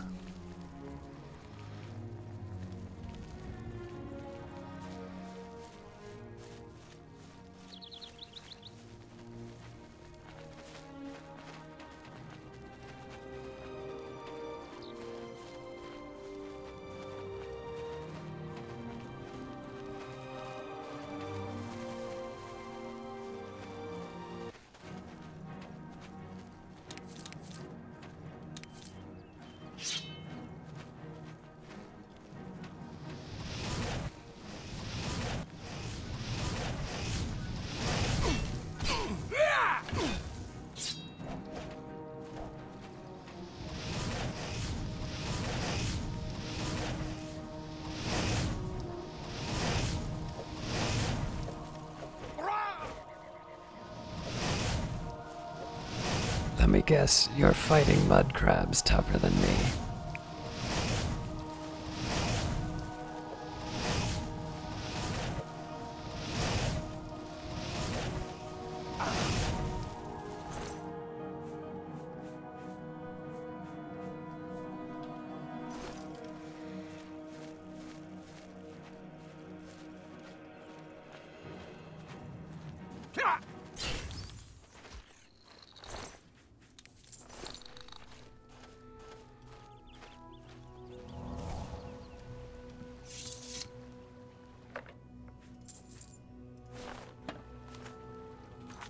What did I just pick up?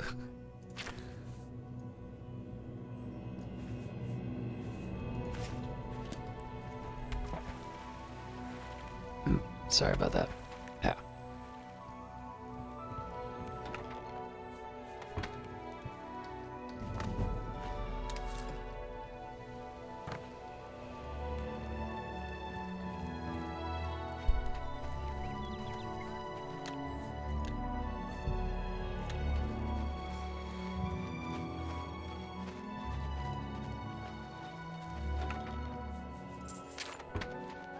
Hailstorm.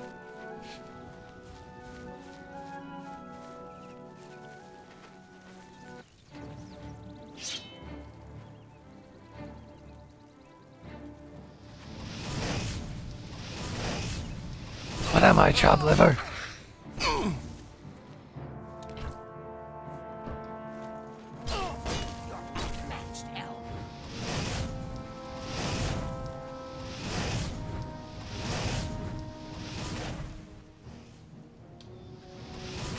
Well, that's inconvenient.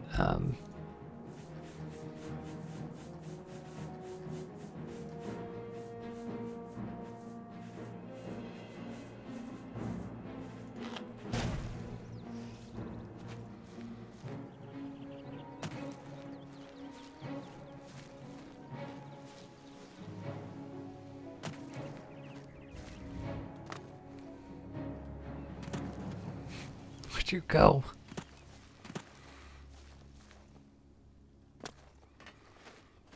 Turns out it was just an eyelid well.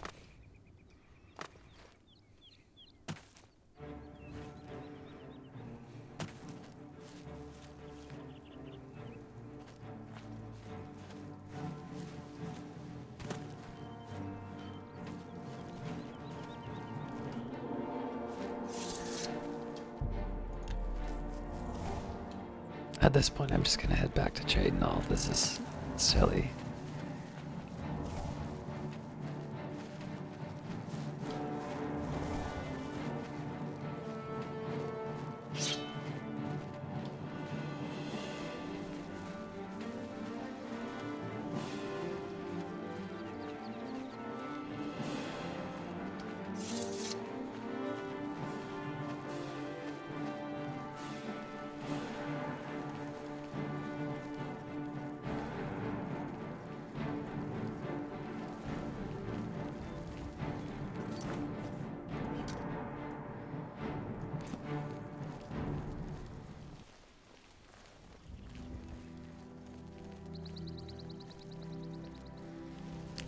was hoping for an overly dramatic walk home. Well, not exactly home, but you get the idea.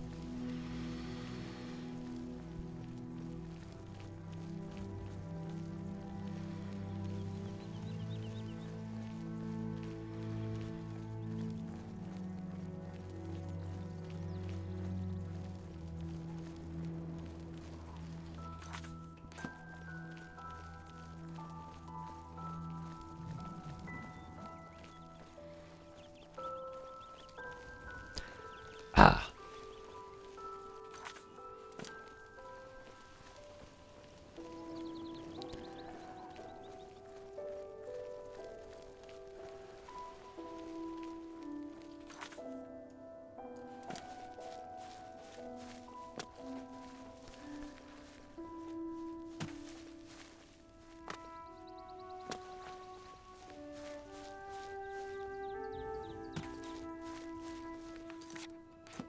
Now I'm only doing this to get this on my map.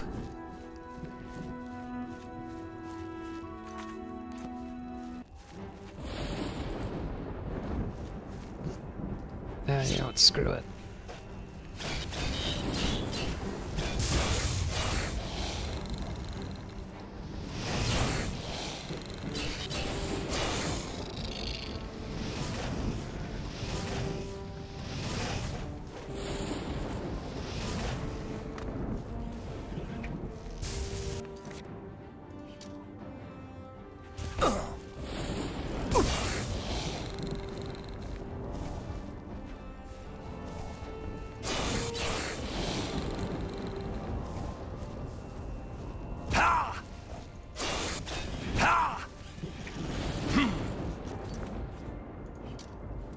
Okay, now it's on my map.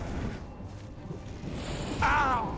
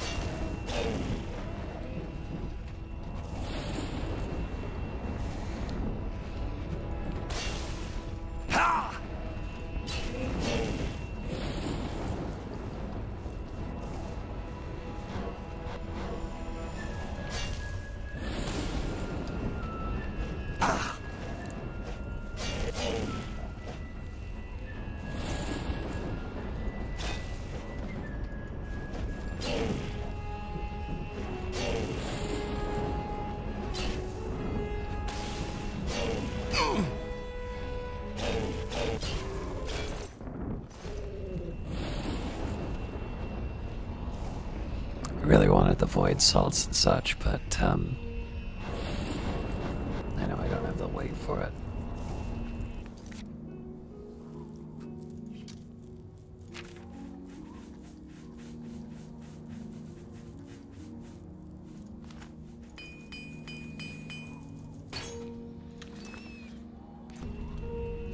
Yes!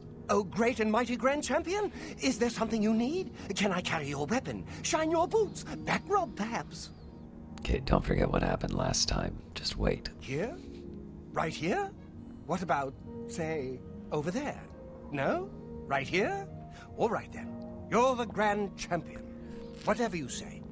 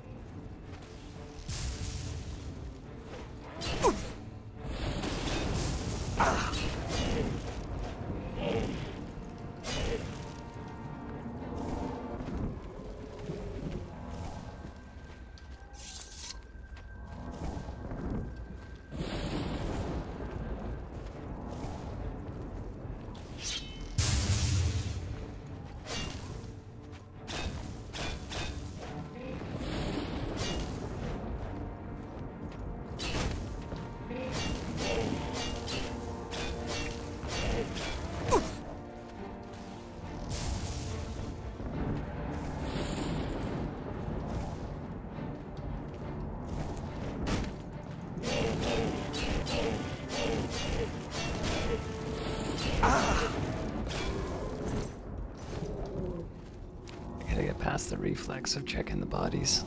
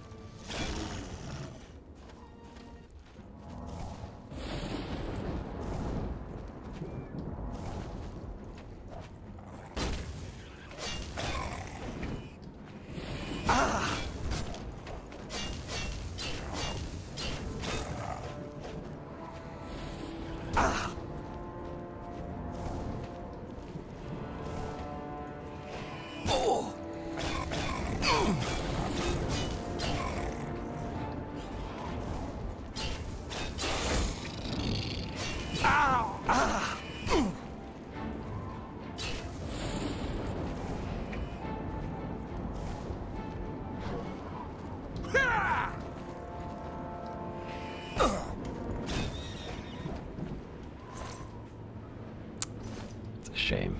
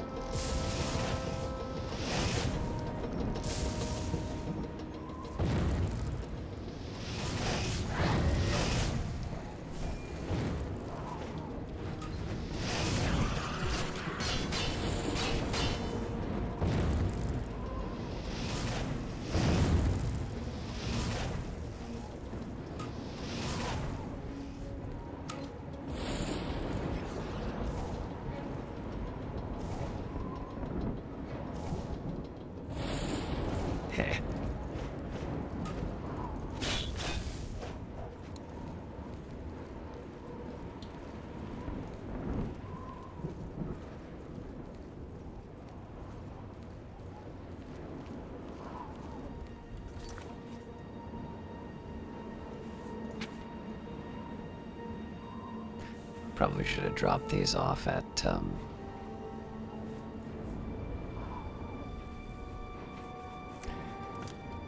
drop these off at my home.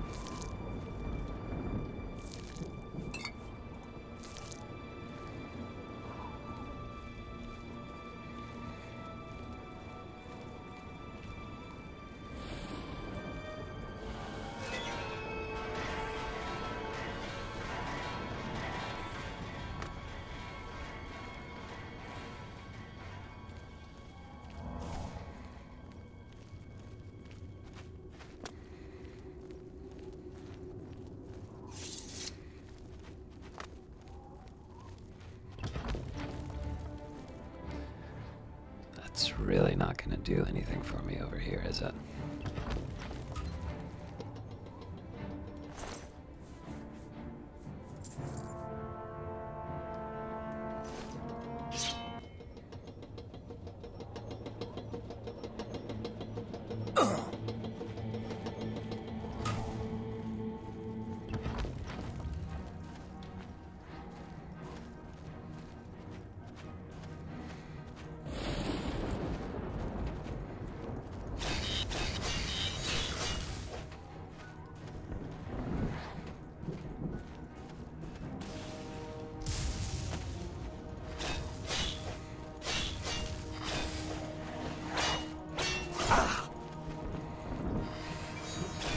This is going to be extra annoying, isn't it?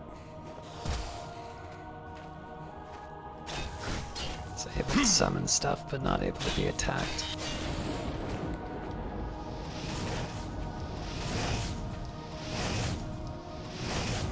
Yeah, that's terrible.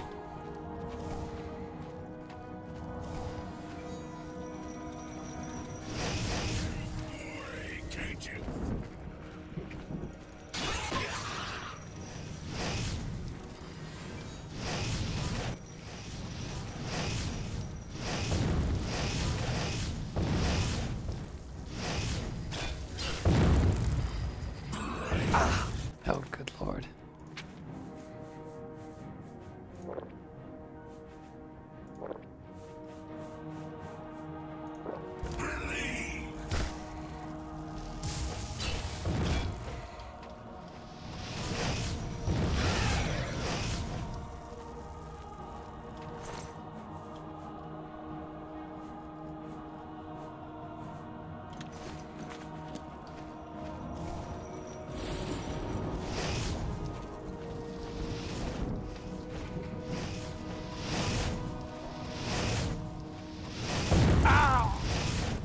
Hey, you decided to show up.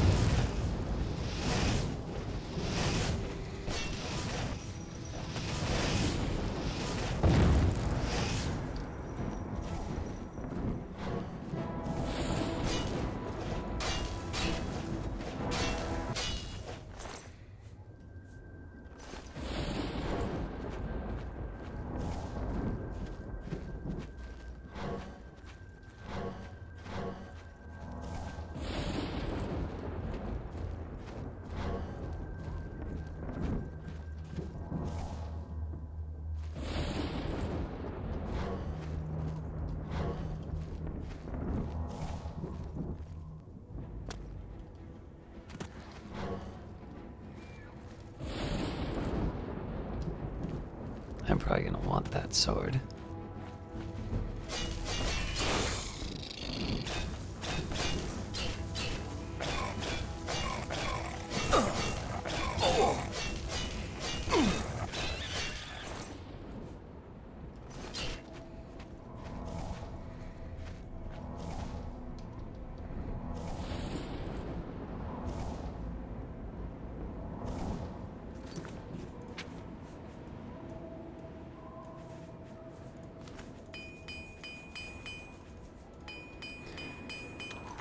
as I'm sure it's probably apparent, but I'm really just trying to blast through this and find the best way to close the gate, which I'm thinking is here. Yep.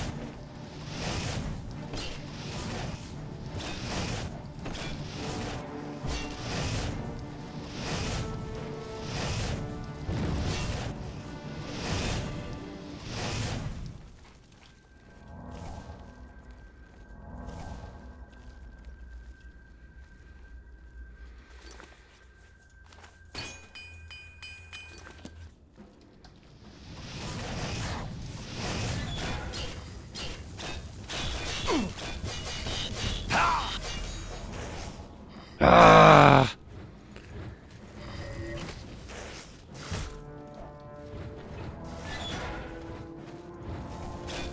Oh! Oh!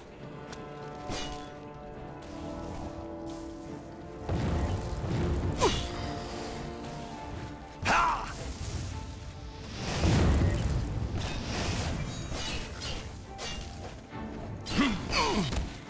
Ow!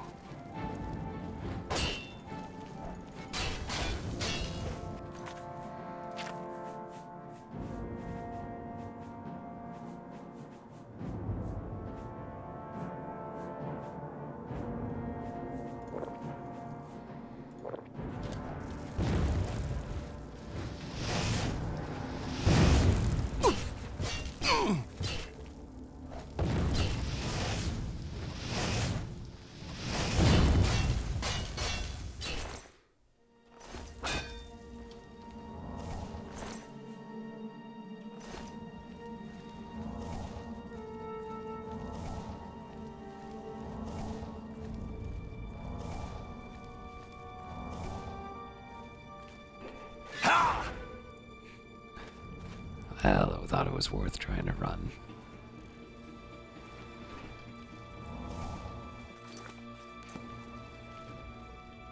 In fairness, I got off fairly light for such a heavy blade.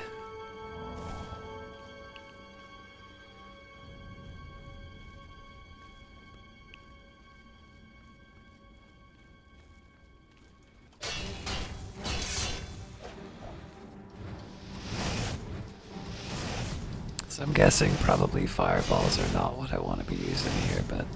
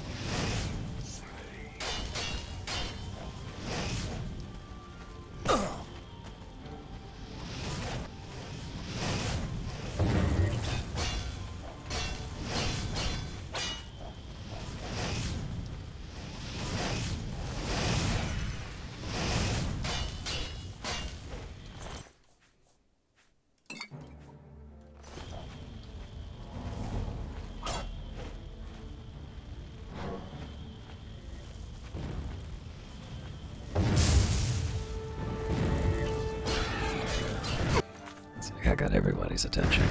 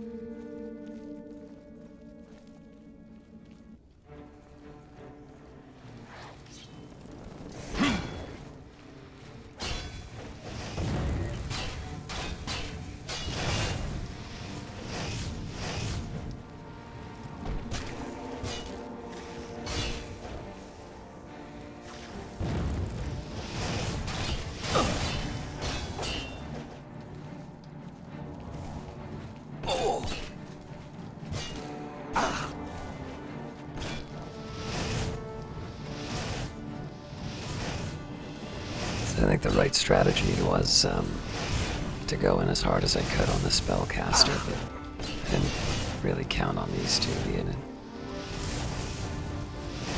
being such effective guardians.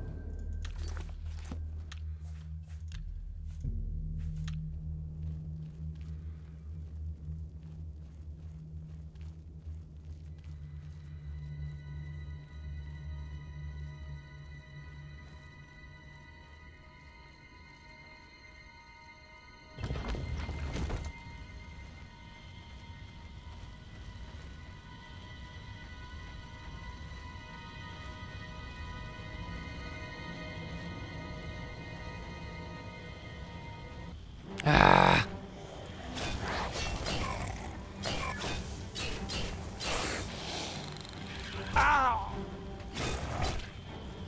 Wow.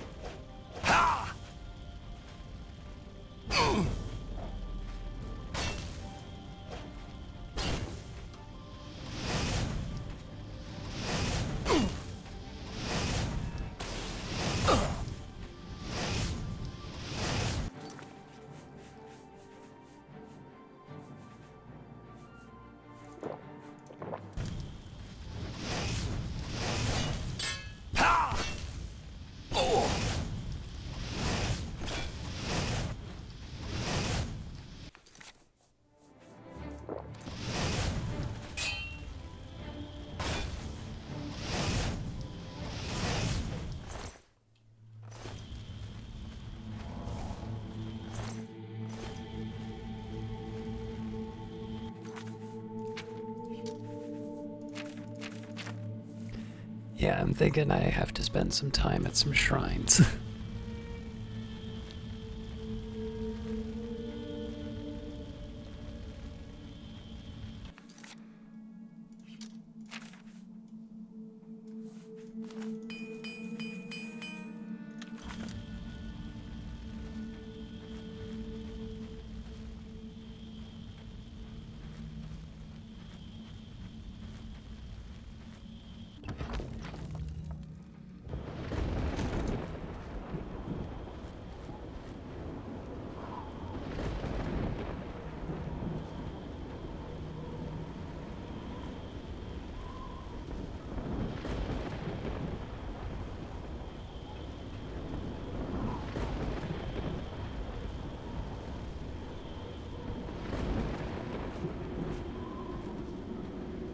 There's something up there.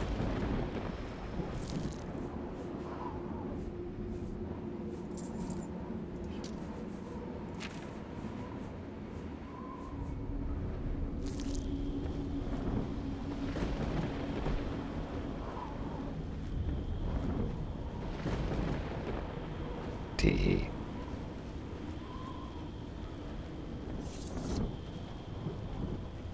Oh, am I gonna be able to... If I get away with this, it's gonna be beautiful. Nyah, nyah, nyah, nyah.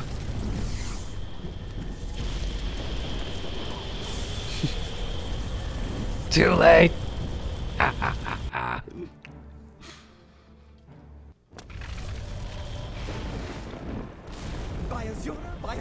By Azura! It's the Grand Champion! I can't believe it's you, standing here, next to me. Yes! Oh, great and mighty Grand Champion! Is there something you need? Can I carry your weapon? Shine your boots? Back rub, perhaps? Follow your esteemed Grand Champion. Golly, you're the best! I'm going to follow you and watch you and worship the ground you walk on. Let's go.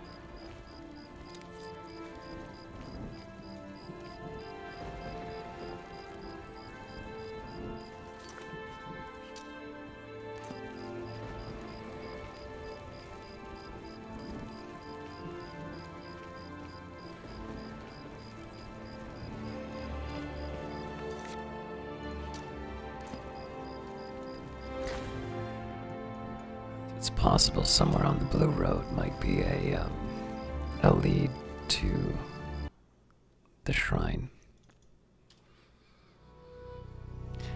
I can't complain about the timings of these crashes too much. I seem to have gotten a little bit better at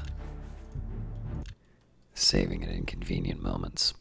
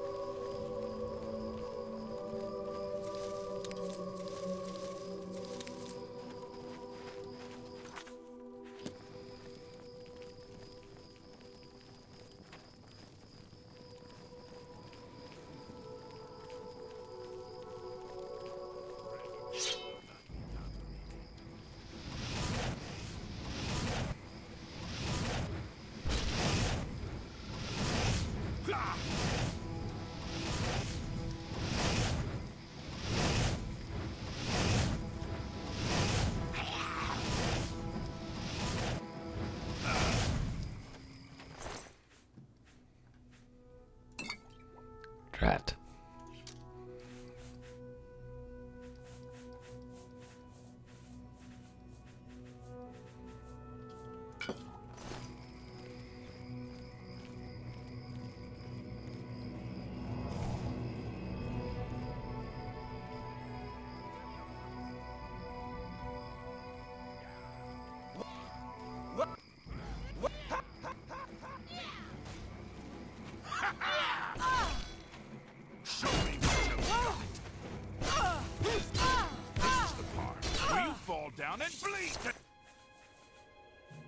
Perfect.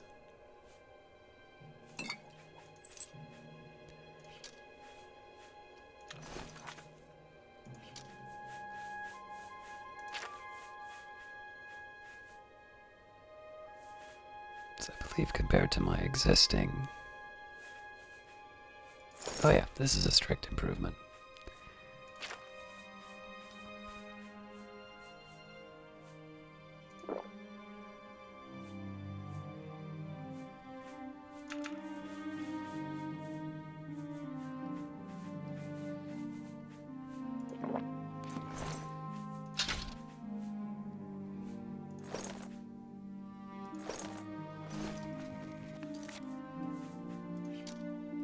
Now I really need to book it to Chidinal.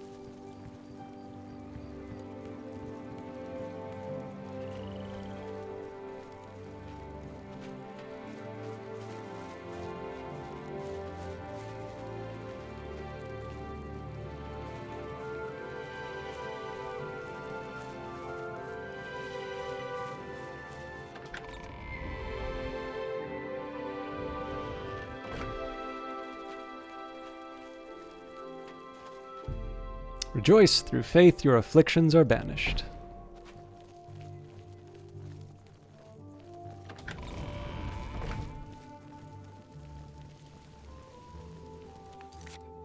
So now I'm hoping to get to either the Fighters Guild or the, yeah, the Fighters Guild's my best bet.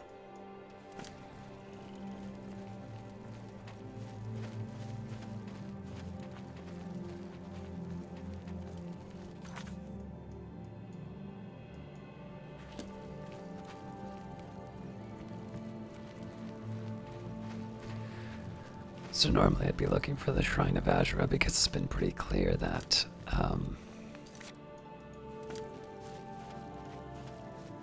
it's only going to be visible at when the sun is down. But given that I have to sell stuff, yeah, I was worried that would happen. All right. Oh.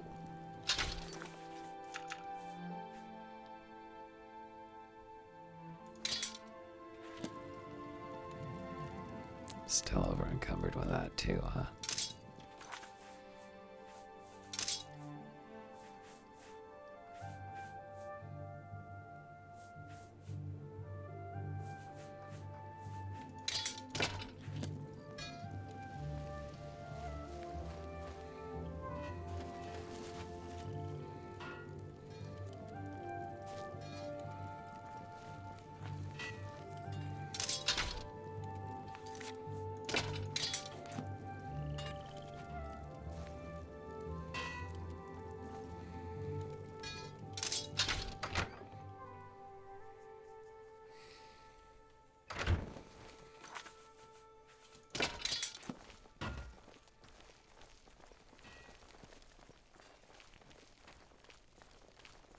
This better be there when I get back.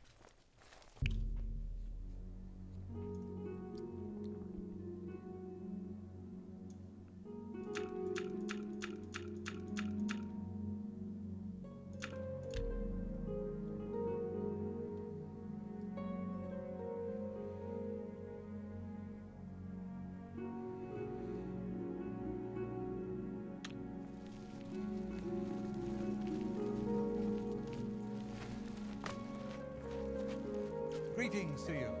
What have you been up to?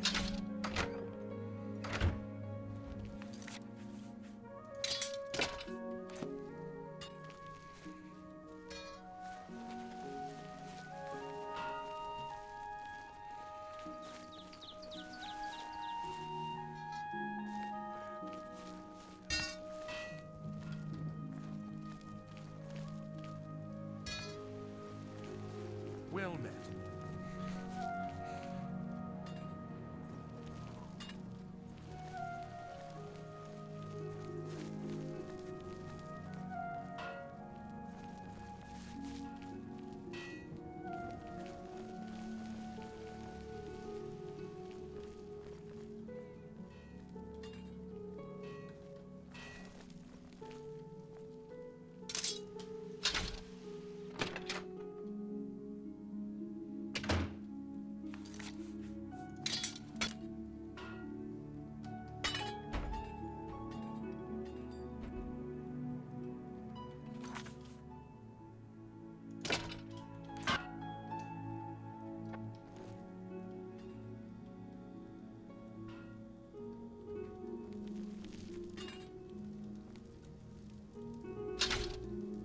A pleasure to speak with you.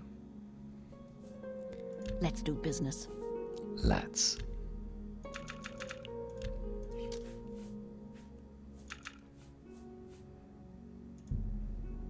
I can't afford to do. I can't make that. You drive a.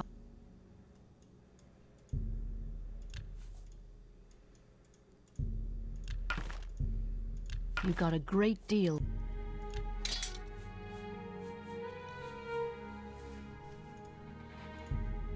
That's more than I'd usually pay.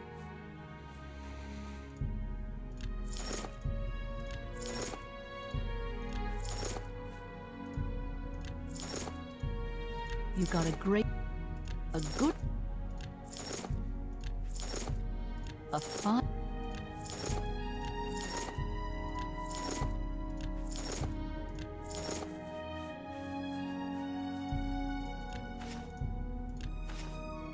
Should probably stock up on repair hammers.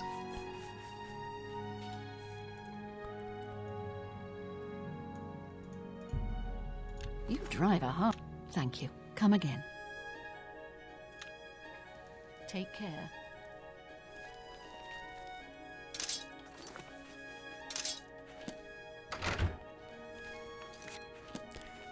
Now, if I'm going to be wasting my money on stupid stuff,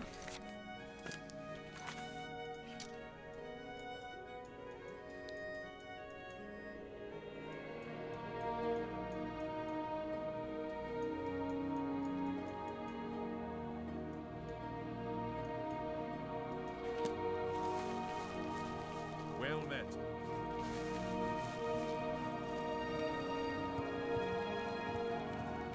Have pity, sir.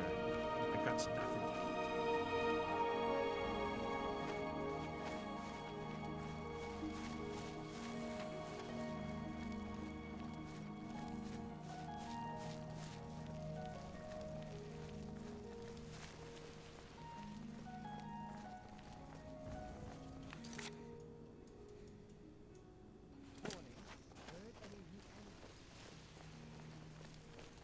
It's you. Hi. sounds so enthusiastic. I don't think this is where I need to be. Oh boy.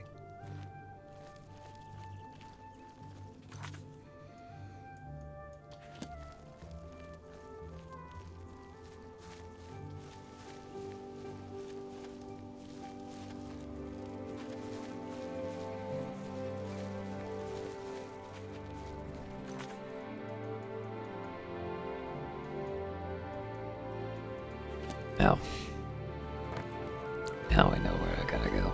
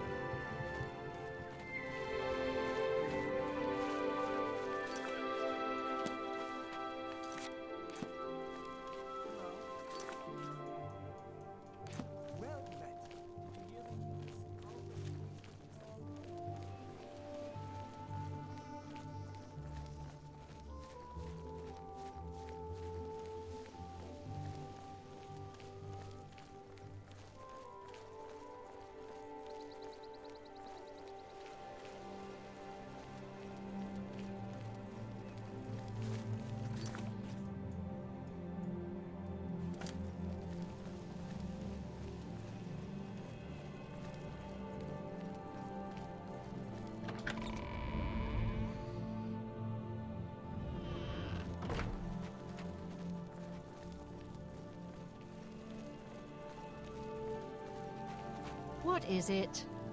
I don't have time to chat right now. With that Oblivion Gate looming outside the city walls, we're bracing for an attack. Perhaps we can speak later. Tell me more about this gate. Not long ago, one of those foul gates manifested itself just outside the west gates of our city. Nothing's come out of it yet, but we fear the worst. My son, Farwill, has taken some knights and entered the gate bravely in hopes of meeting the enemy head-on. If you want to help, and we can use all the help we can get, head over to the gate and lend a hand to the guards. All right. Instead of getting a new horse, I would like to buy a house in town. It's a matter of trust, and I don't trust you enough yet. Well, thanks. I'm listening. I like that a lot.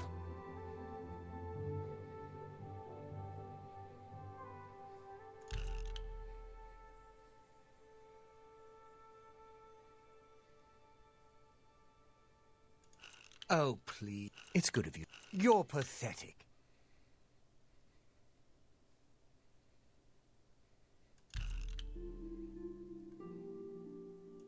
Oh, you're too... I like... You're pathetic.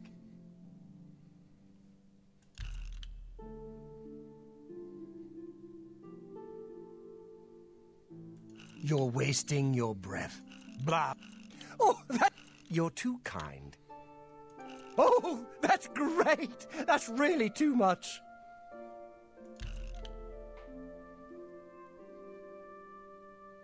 How? You're a big, fat liar. You're... Oh, that's great! How's it go again? You can't scare me. Don't make me... I see.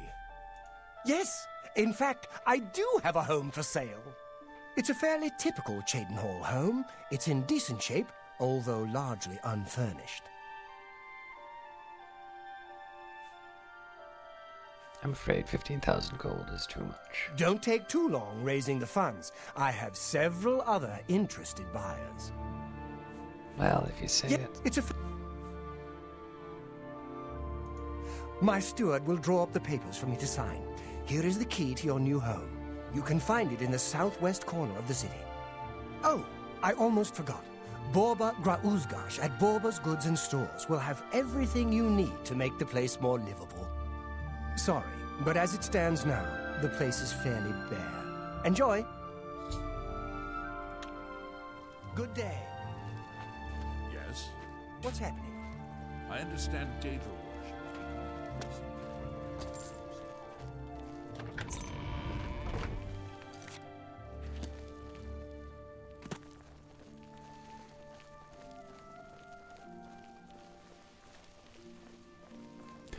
Now let's see if we can find the goods shop.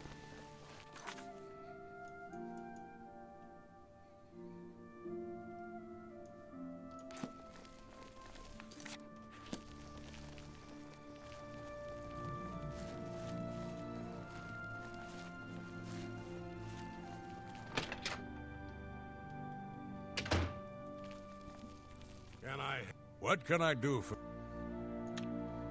Take care. Good day. What do you know about Daedric Shrines? A shrine to Azura lies in the Gerald Mountains, far to the north, towards the Skyrim border. And I think there's a shrine to Boethia, high in the Vallis Mountains, southeast of Cheydinhall. Interesting.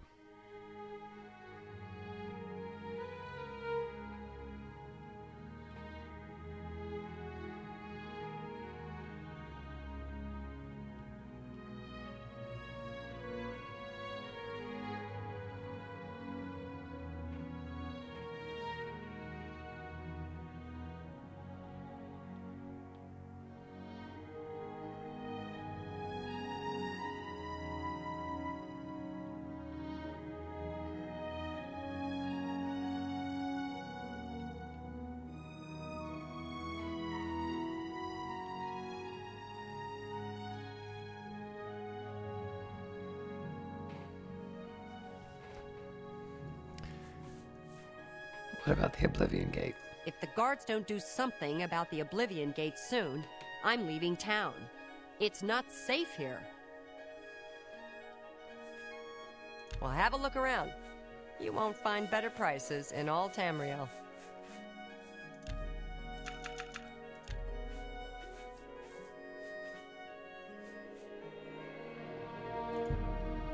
You need to make... I wouldn't make that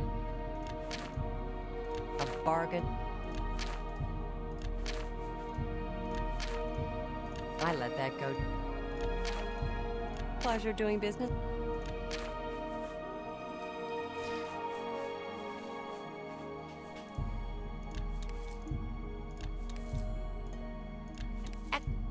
Pleasure.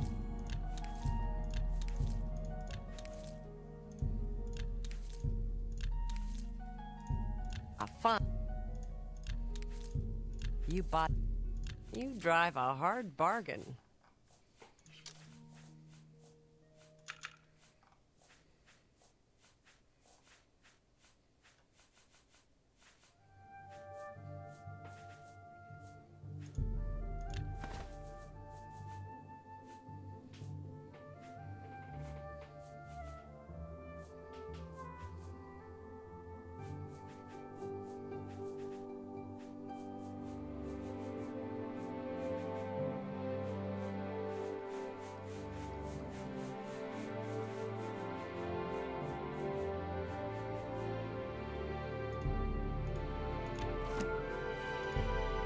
You got a great deal there.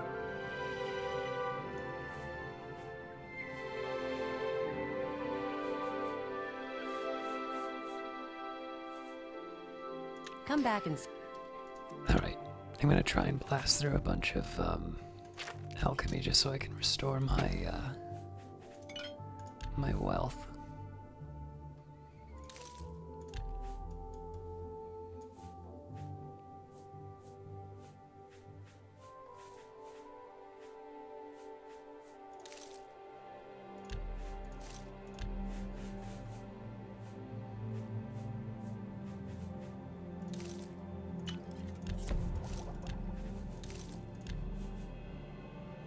As always, if I can find some fortify willpower.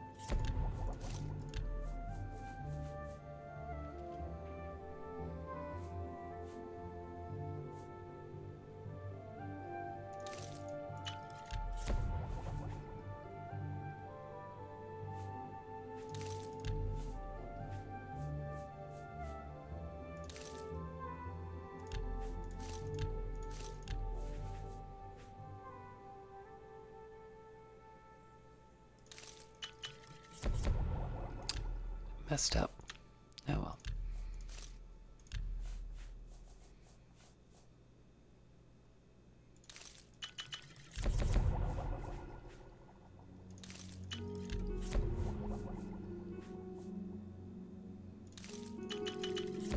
Ah, I messed that one up too.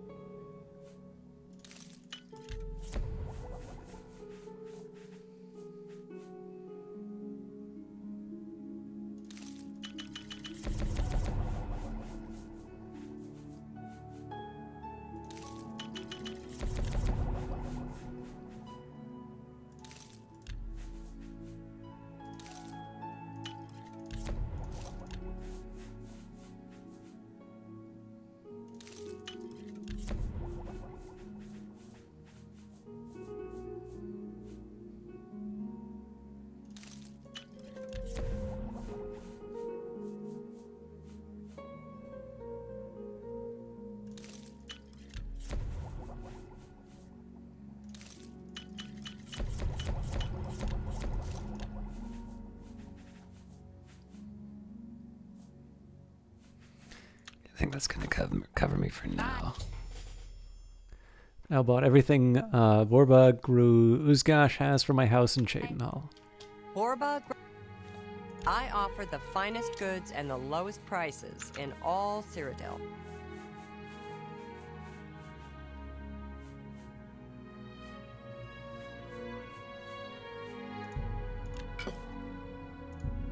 You've got a great...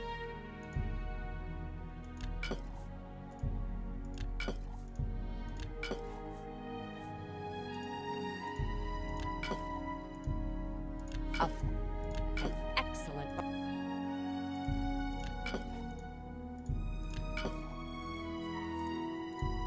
You drive a hard bargain.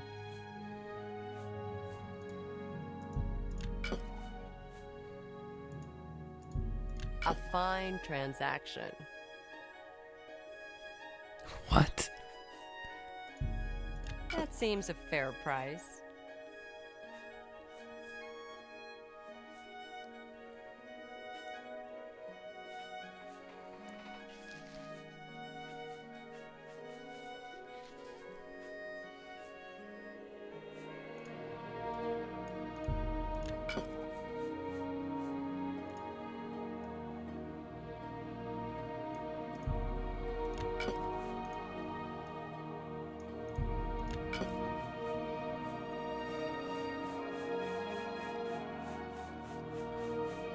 Thank you for your business.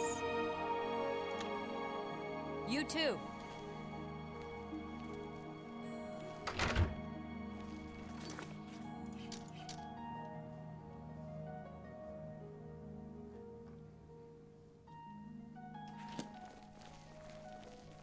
Hopefully I can find my house.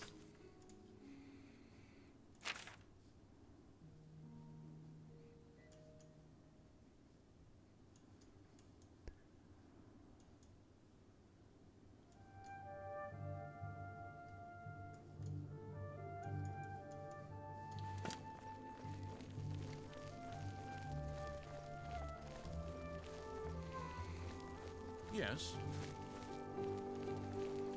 Well met.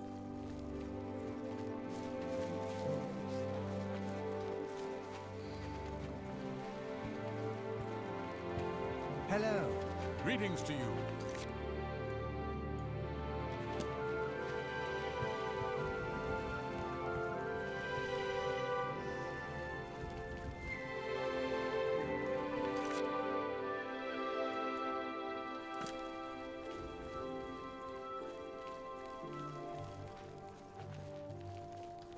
So I thought this might be mine.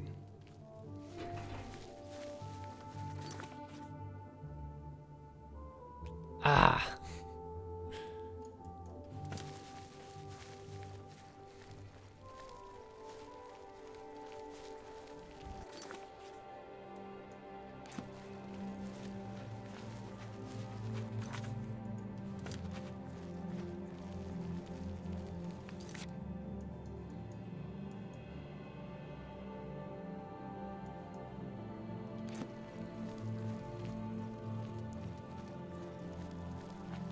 Good afternoon.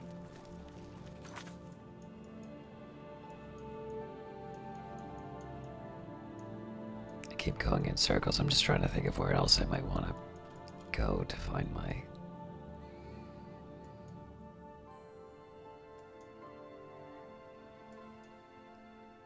Oh.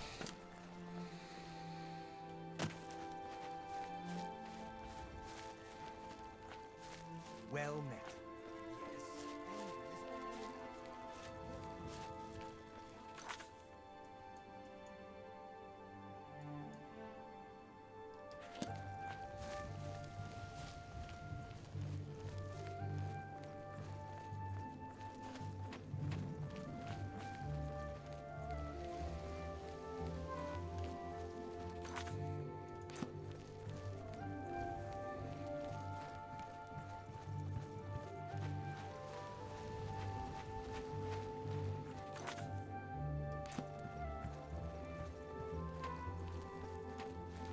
Hello again, sir.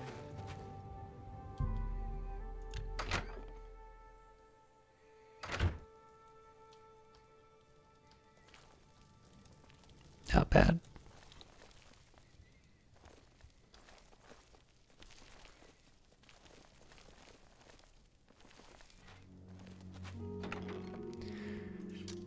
Alright, so I have a few things I want to drop off.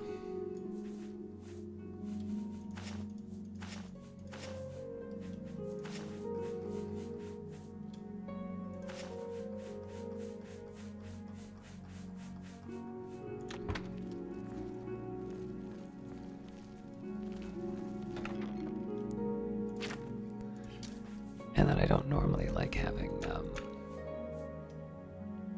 like multiple storage places, but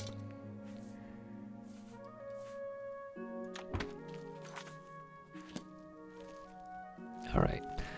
Now, I was planning on going a little bit longer, but it's actually very early in the morning, and I am going to be going through that Oblivion Gate, which reminds me.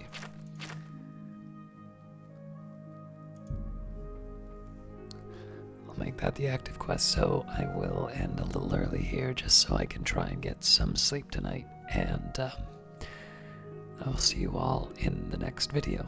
Thanks all for watching. See you next week.